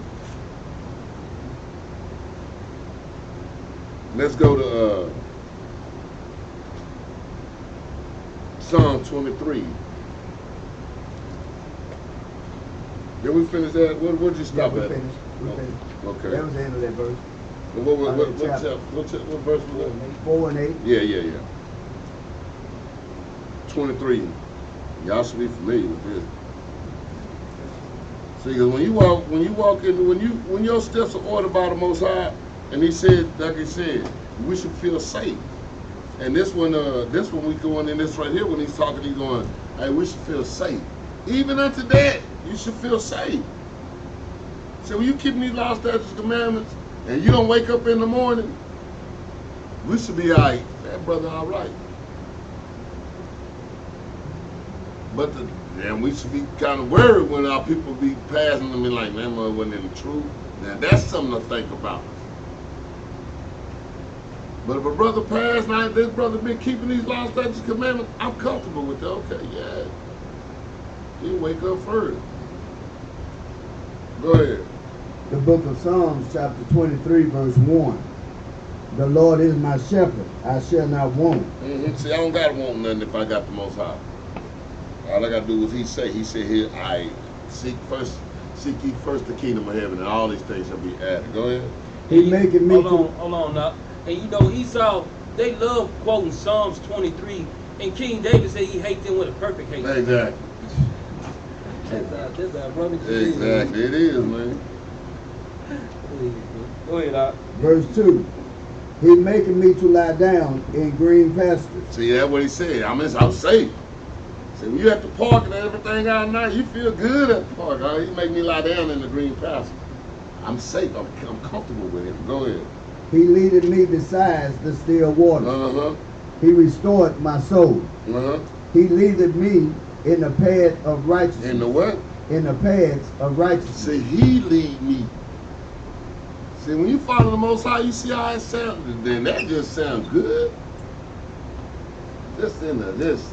That sounds like one of them movies that start off. You know, that white woman skipping all in the grass. And it sounds like what them tampon commercials.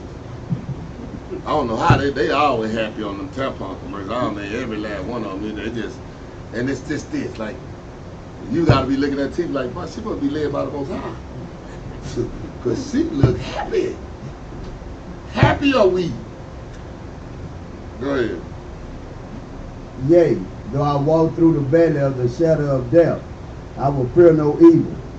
For thou art with me, thy rod and thy staff, they comfort me. He said, man, even through the shadow of death, if I'm in that hospital struggling, I'm almost about to die, I'm cool with this. I'm okay. Because who ordered my steps? The Most High. Now, I don't know what you get when you order going from somebody else. I'm telling you what the Most High, your steps ordered by the Most High. This is what you get. I ain't worried about death. I ain't worried about death. I'm not worried about death. That's crazy. Because most of our people worried about death. We think about, man, I don't want to die. I do not want to die. That's one of the biggest things we always, I don't want to die. I do this, but I don't want to die. And that's the thing about it. The Most High say, man, I'll make you comfortable even in death. Go ahead. Verse 5. Thou preparest a table before me in the presence of my enemies. Man, he gonna prepare a table. This is walking the path of righteousness with the Most High. Prepare a table right before my enemies. Well, I can't wait to just be sitting there with my legs stretched out on this white man's back. While I'm eating good down the mud. While he down on there hoping I drop something on the floor so he can eat. Oh man, that's what y'all shoot. So you got your leg kicked up so you saw you shake again. Yeah, no doubt. All this shaking now, I told you. Yeah, I'm gonna have those spurs on the back of my boots, you know what I'm saying? While he's on his back. Yeah. He's getting ready to side. Go ahead. Thou anointest my head with oil. He said thou anoint, better yet, I need that oil too. Go ahead. Thou anointest my head with oil. My cup runneth over. Mm-hmm. Surely goodness and mercy shall follow me all the days of my life. My cup running over. Every time I take a sip, it's back full. I take another sip, man, I ain't never running out. Surely goodness and mercy, he said, read that again. Surely goodness and mercy shall follow me all the days of my life. Goodness and mercy. This is when your steps are ordered by the Most High. Goodness and mercy follow right behind. That's where it goes. That's where it's leading you to. Goodness and mercy. Boy, them sound good together. Goodness, mercy, goodness, mercy. Ain't none of that sound harsh. But now, when your steps not ordered by the Most High, death, destruction, sorrow, confusion. Now, that's what you get out of that. But you gotta, he said, surely, man, that just sounds so good. Like I said, that sounds like one of them just one of them, happy are we? I want to be that happy. I just want them all just to be happy like that. Ain't no care in the world, just happy, just slow motion, everything. You don't even know what you're advertising, but you're advertising. Just everything good. Go ahead. Surely goodness and mercy shall follow me all the days of my life, and I will dwell in the house of the Lord forever. Forever, man. That's one strong. I love that. Ain't that? I've been, everybody been knowing that. I think I learned that was the first thing I ever learned in my child. Yeah. Let's go to Wisdom of Solomon, chapter 10, verse 10.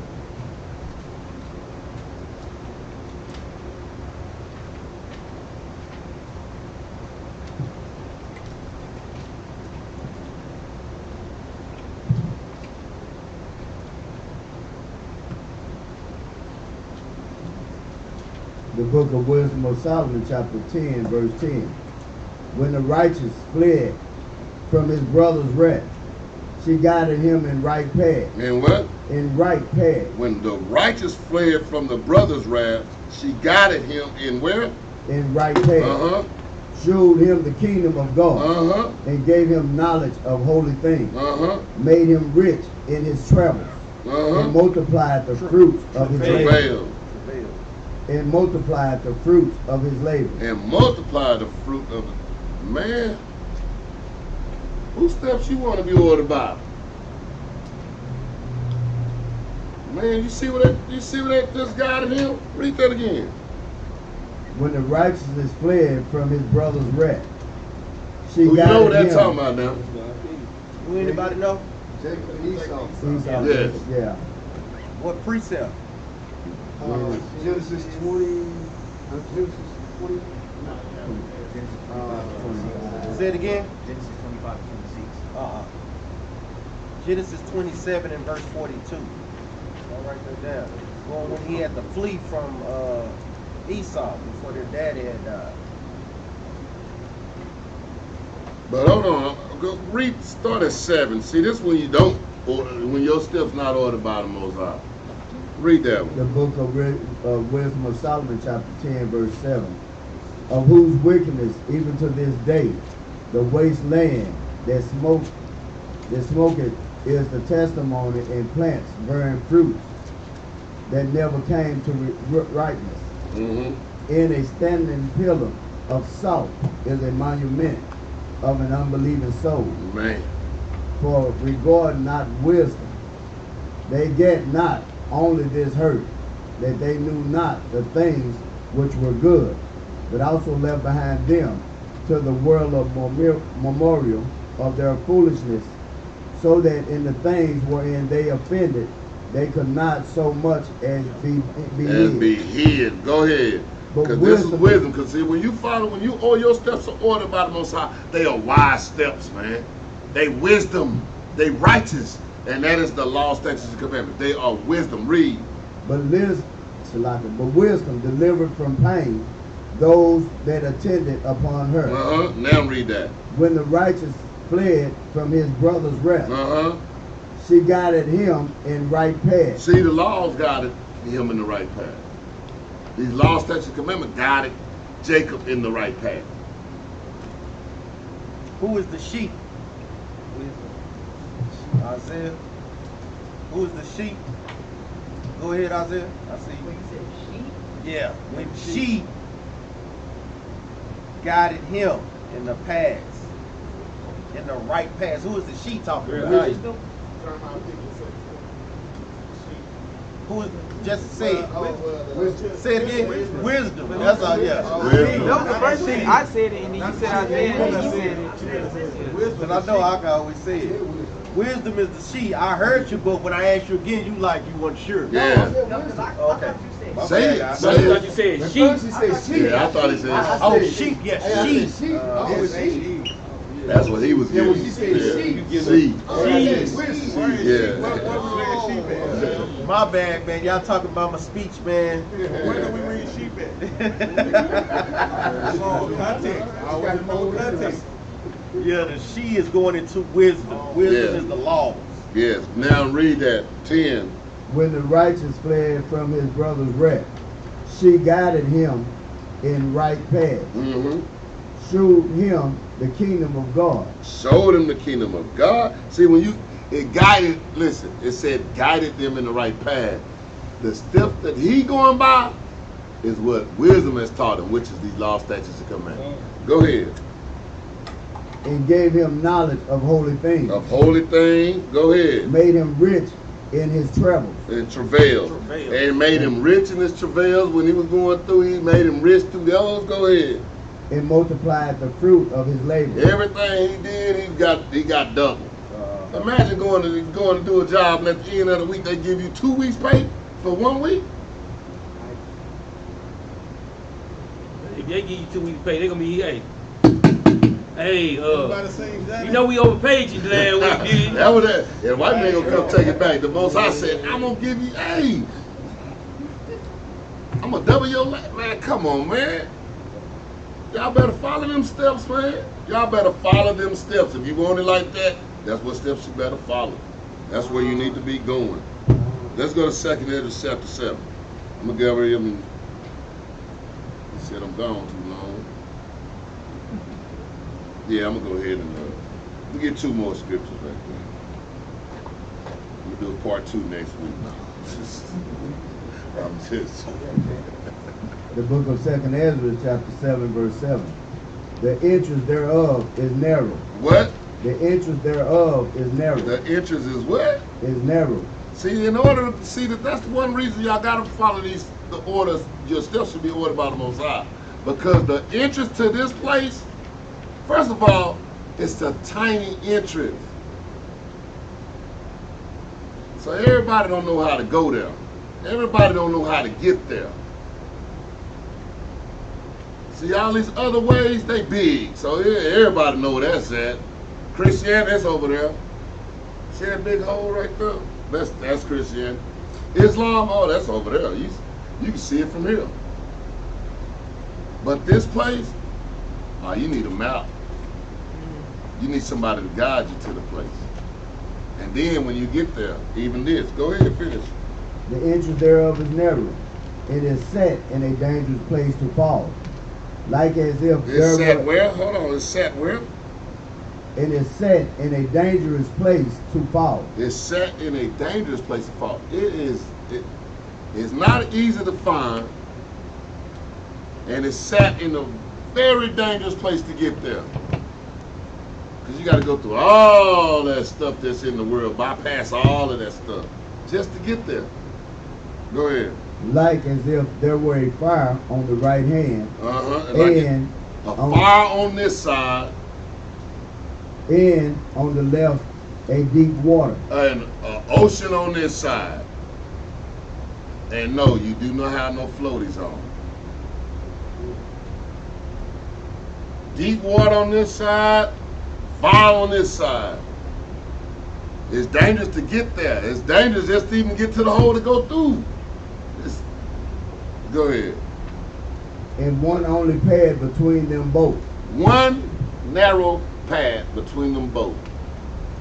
Go ahead. Even between the fire and the water, so small that there could be one man go there at once. One person at a time can go. No, I cannot get you through there. I'm too big to go. I barely gonna make it in my dang on self. Daddy, mama can't help you get in there.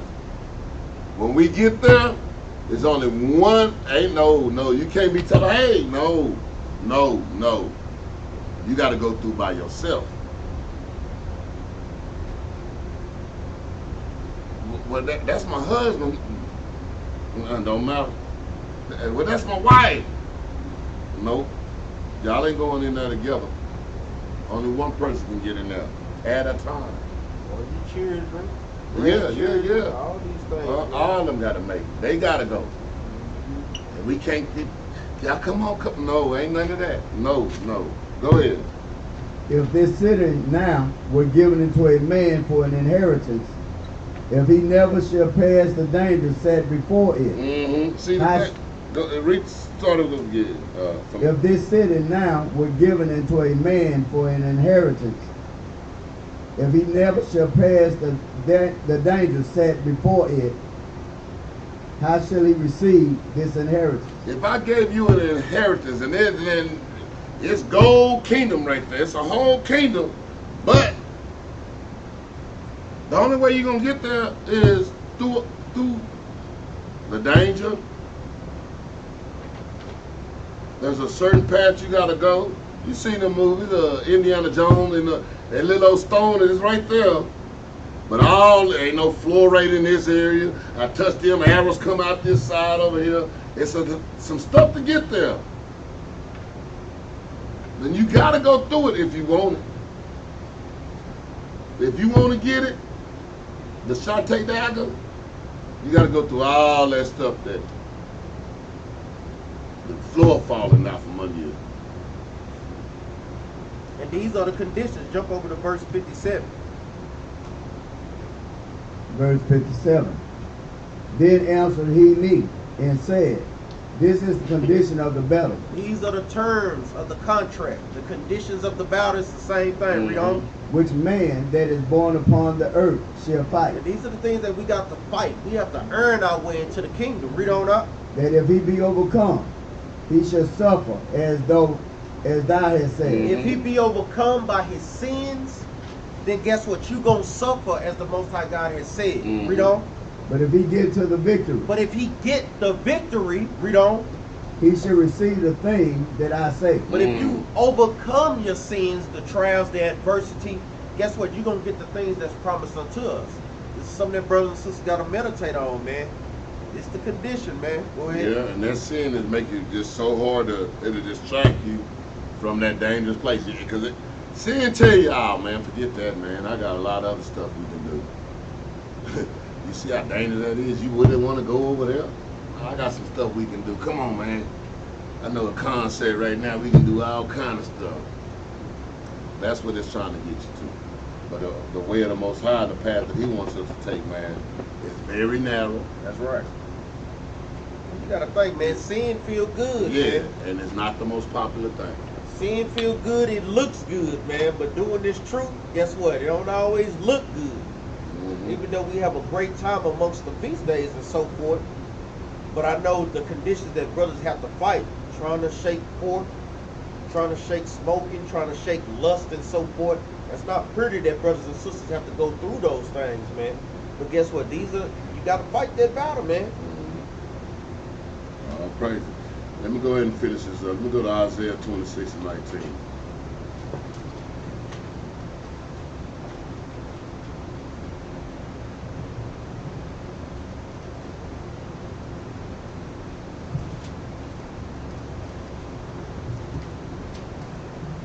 This is going to be my last one. Somebody give me a law.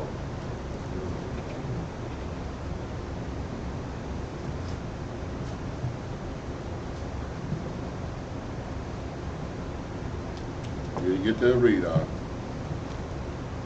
The book of Isaiah, chapter 26, verse 19. Thy dead men shall live, together with my dead body. Thy dead men shall live. We living now. Go ahead. Shall they arise, awake and sing. Go do what? Awake and sing. Awake and sing. He ain't just say awake and start yawning and stuff. No.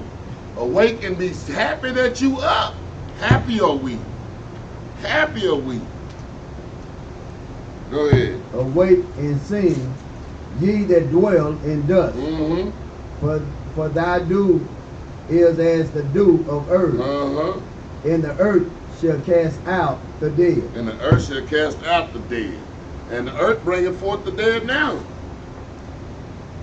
We ain't talking about necessarily the dead that's dead. We talking about these dead. We was all dead to this truth spiritually.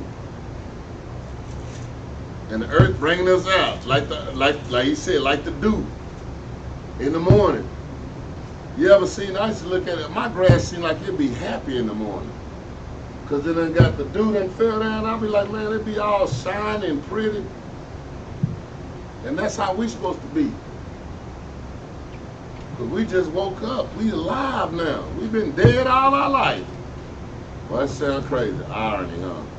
We've been dead all our life. But now we awake. We're alive now. Be happy, people. Have your orders, your steps ordered by the Most High. Let me get a law. Deuteronomy chapter 19, verse 17.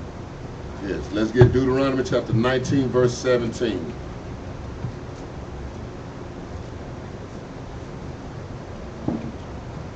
Is that what he said? 11 and 19, Salaki. 11, Deuteronomy chapter 11, verse 19. Start at verse 18. The book of Deuteronomy, chapter 11, verse 18. Therefore, just one verse up, man. Y'all get a pencil, man. I'm trying to tell y'all, man. Just one verse up, man. Like I'm going to another chapter. You went a verse up. the book of Deuteronomy, chapter 11, verse 18. Therefore shall ye lay up these my words in your heart and in your soul. Read that again from the top, Ak. Therefore shall ye lay up these words in your heart and in your soul. It's a commandment to lay up these laws in your heart, in your mind, and in your spirit, man. It's a commandment. You want to constantly meditate on these things, because if you meditating on the laws, statutes, and commandments, guess what? You're not meditating on wickedness. Because Read on.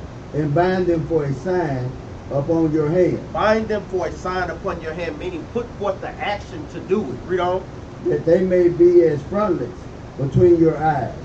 The scribes and Pharisees took this literally during the time of the New Testament. Putting things on their eyes, wrapping philanthropies around their hands and so forth. No, this is on a spiritual note. They wrapping around it, but they still wasn't doing it. And not only that, it's also talking about, it says bind them on your hand, meaning on your works. Yeah. Because you work with your hands. And not only that, that'll be before your eyes. So your eyes, they'll be out in front of you so you can see. That they may be as frontlets between your eyes. What's between your eyes? Your mind. That you constantly meditating on these things, man. A lot of times, brothers and sisters, not meditating enough on the scriptures. because Read on. And ye should teach them, your children, speaking of them, when thou sittest in thine house. So it's very important to teach the younger generation, your children, when you're sitting around the house, going over the scriptures. Hey son, you know this. Handle this, that, and that when you at school. Handle this, that, and that when you out in public. You want to constantly go over these things with your sons and your daughters, you know? And when thou walkest by the way. Even when you're walking by the way, when you're not in the house, talking about the scriptures and so forth. Read on. When thou liest down. When they lies down before they going to sleep, talking about so they can be meditated and praying, saying up their prayers to the Most High God as well. Read on. And when thou risest up. And when thou rises up, basically what? Continually. All the time. That's and, right. and that's how your mindset should be anyway, man. That's where y'all want to be. To where, man, it sometimes used to just bother me after a while. Like, dang, that's all I think about. You can't do nothing. You shouldn't be able to want to do nothing without thinking about this Bible, these laws. That's right. Man. Really should, man. And on that note, we're going to say shalom. Wow. And we appreciate you brothers out there that support us, man. Share this truth so this truth can go to the four corners of the world. And on that, we got feast days coming up. Give us a holler if y'all can come down and enjoy it with us. Let us know so we can set y'all up on how and when and where you need to be. Feast days is September the 7th. We got New Moon and the Memorial blowing the trumpets. Then on the 15th and 16th is the Day of Atonement. Then on the September the 20th through the 27th, we got the Feast of Tabernacles. So brothers and sisters, reach out like Dr. Michael B. said. If you have any questions,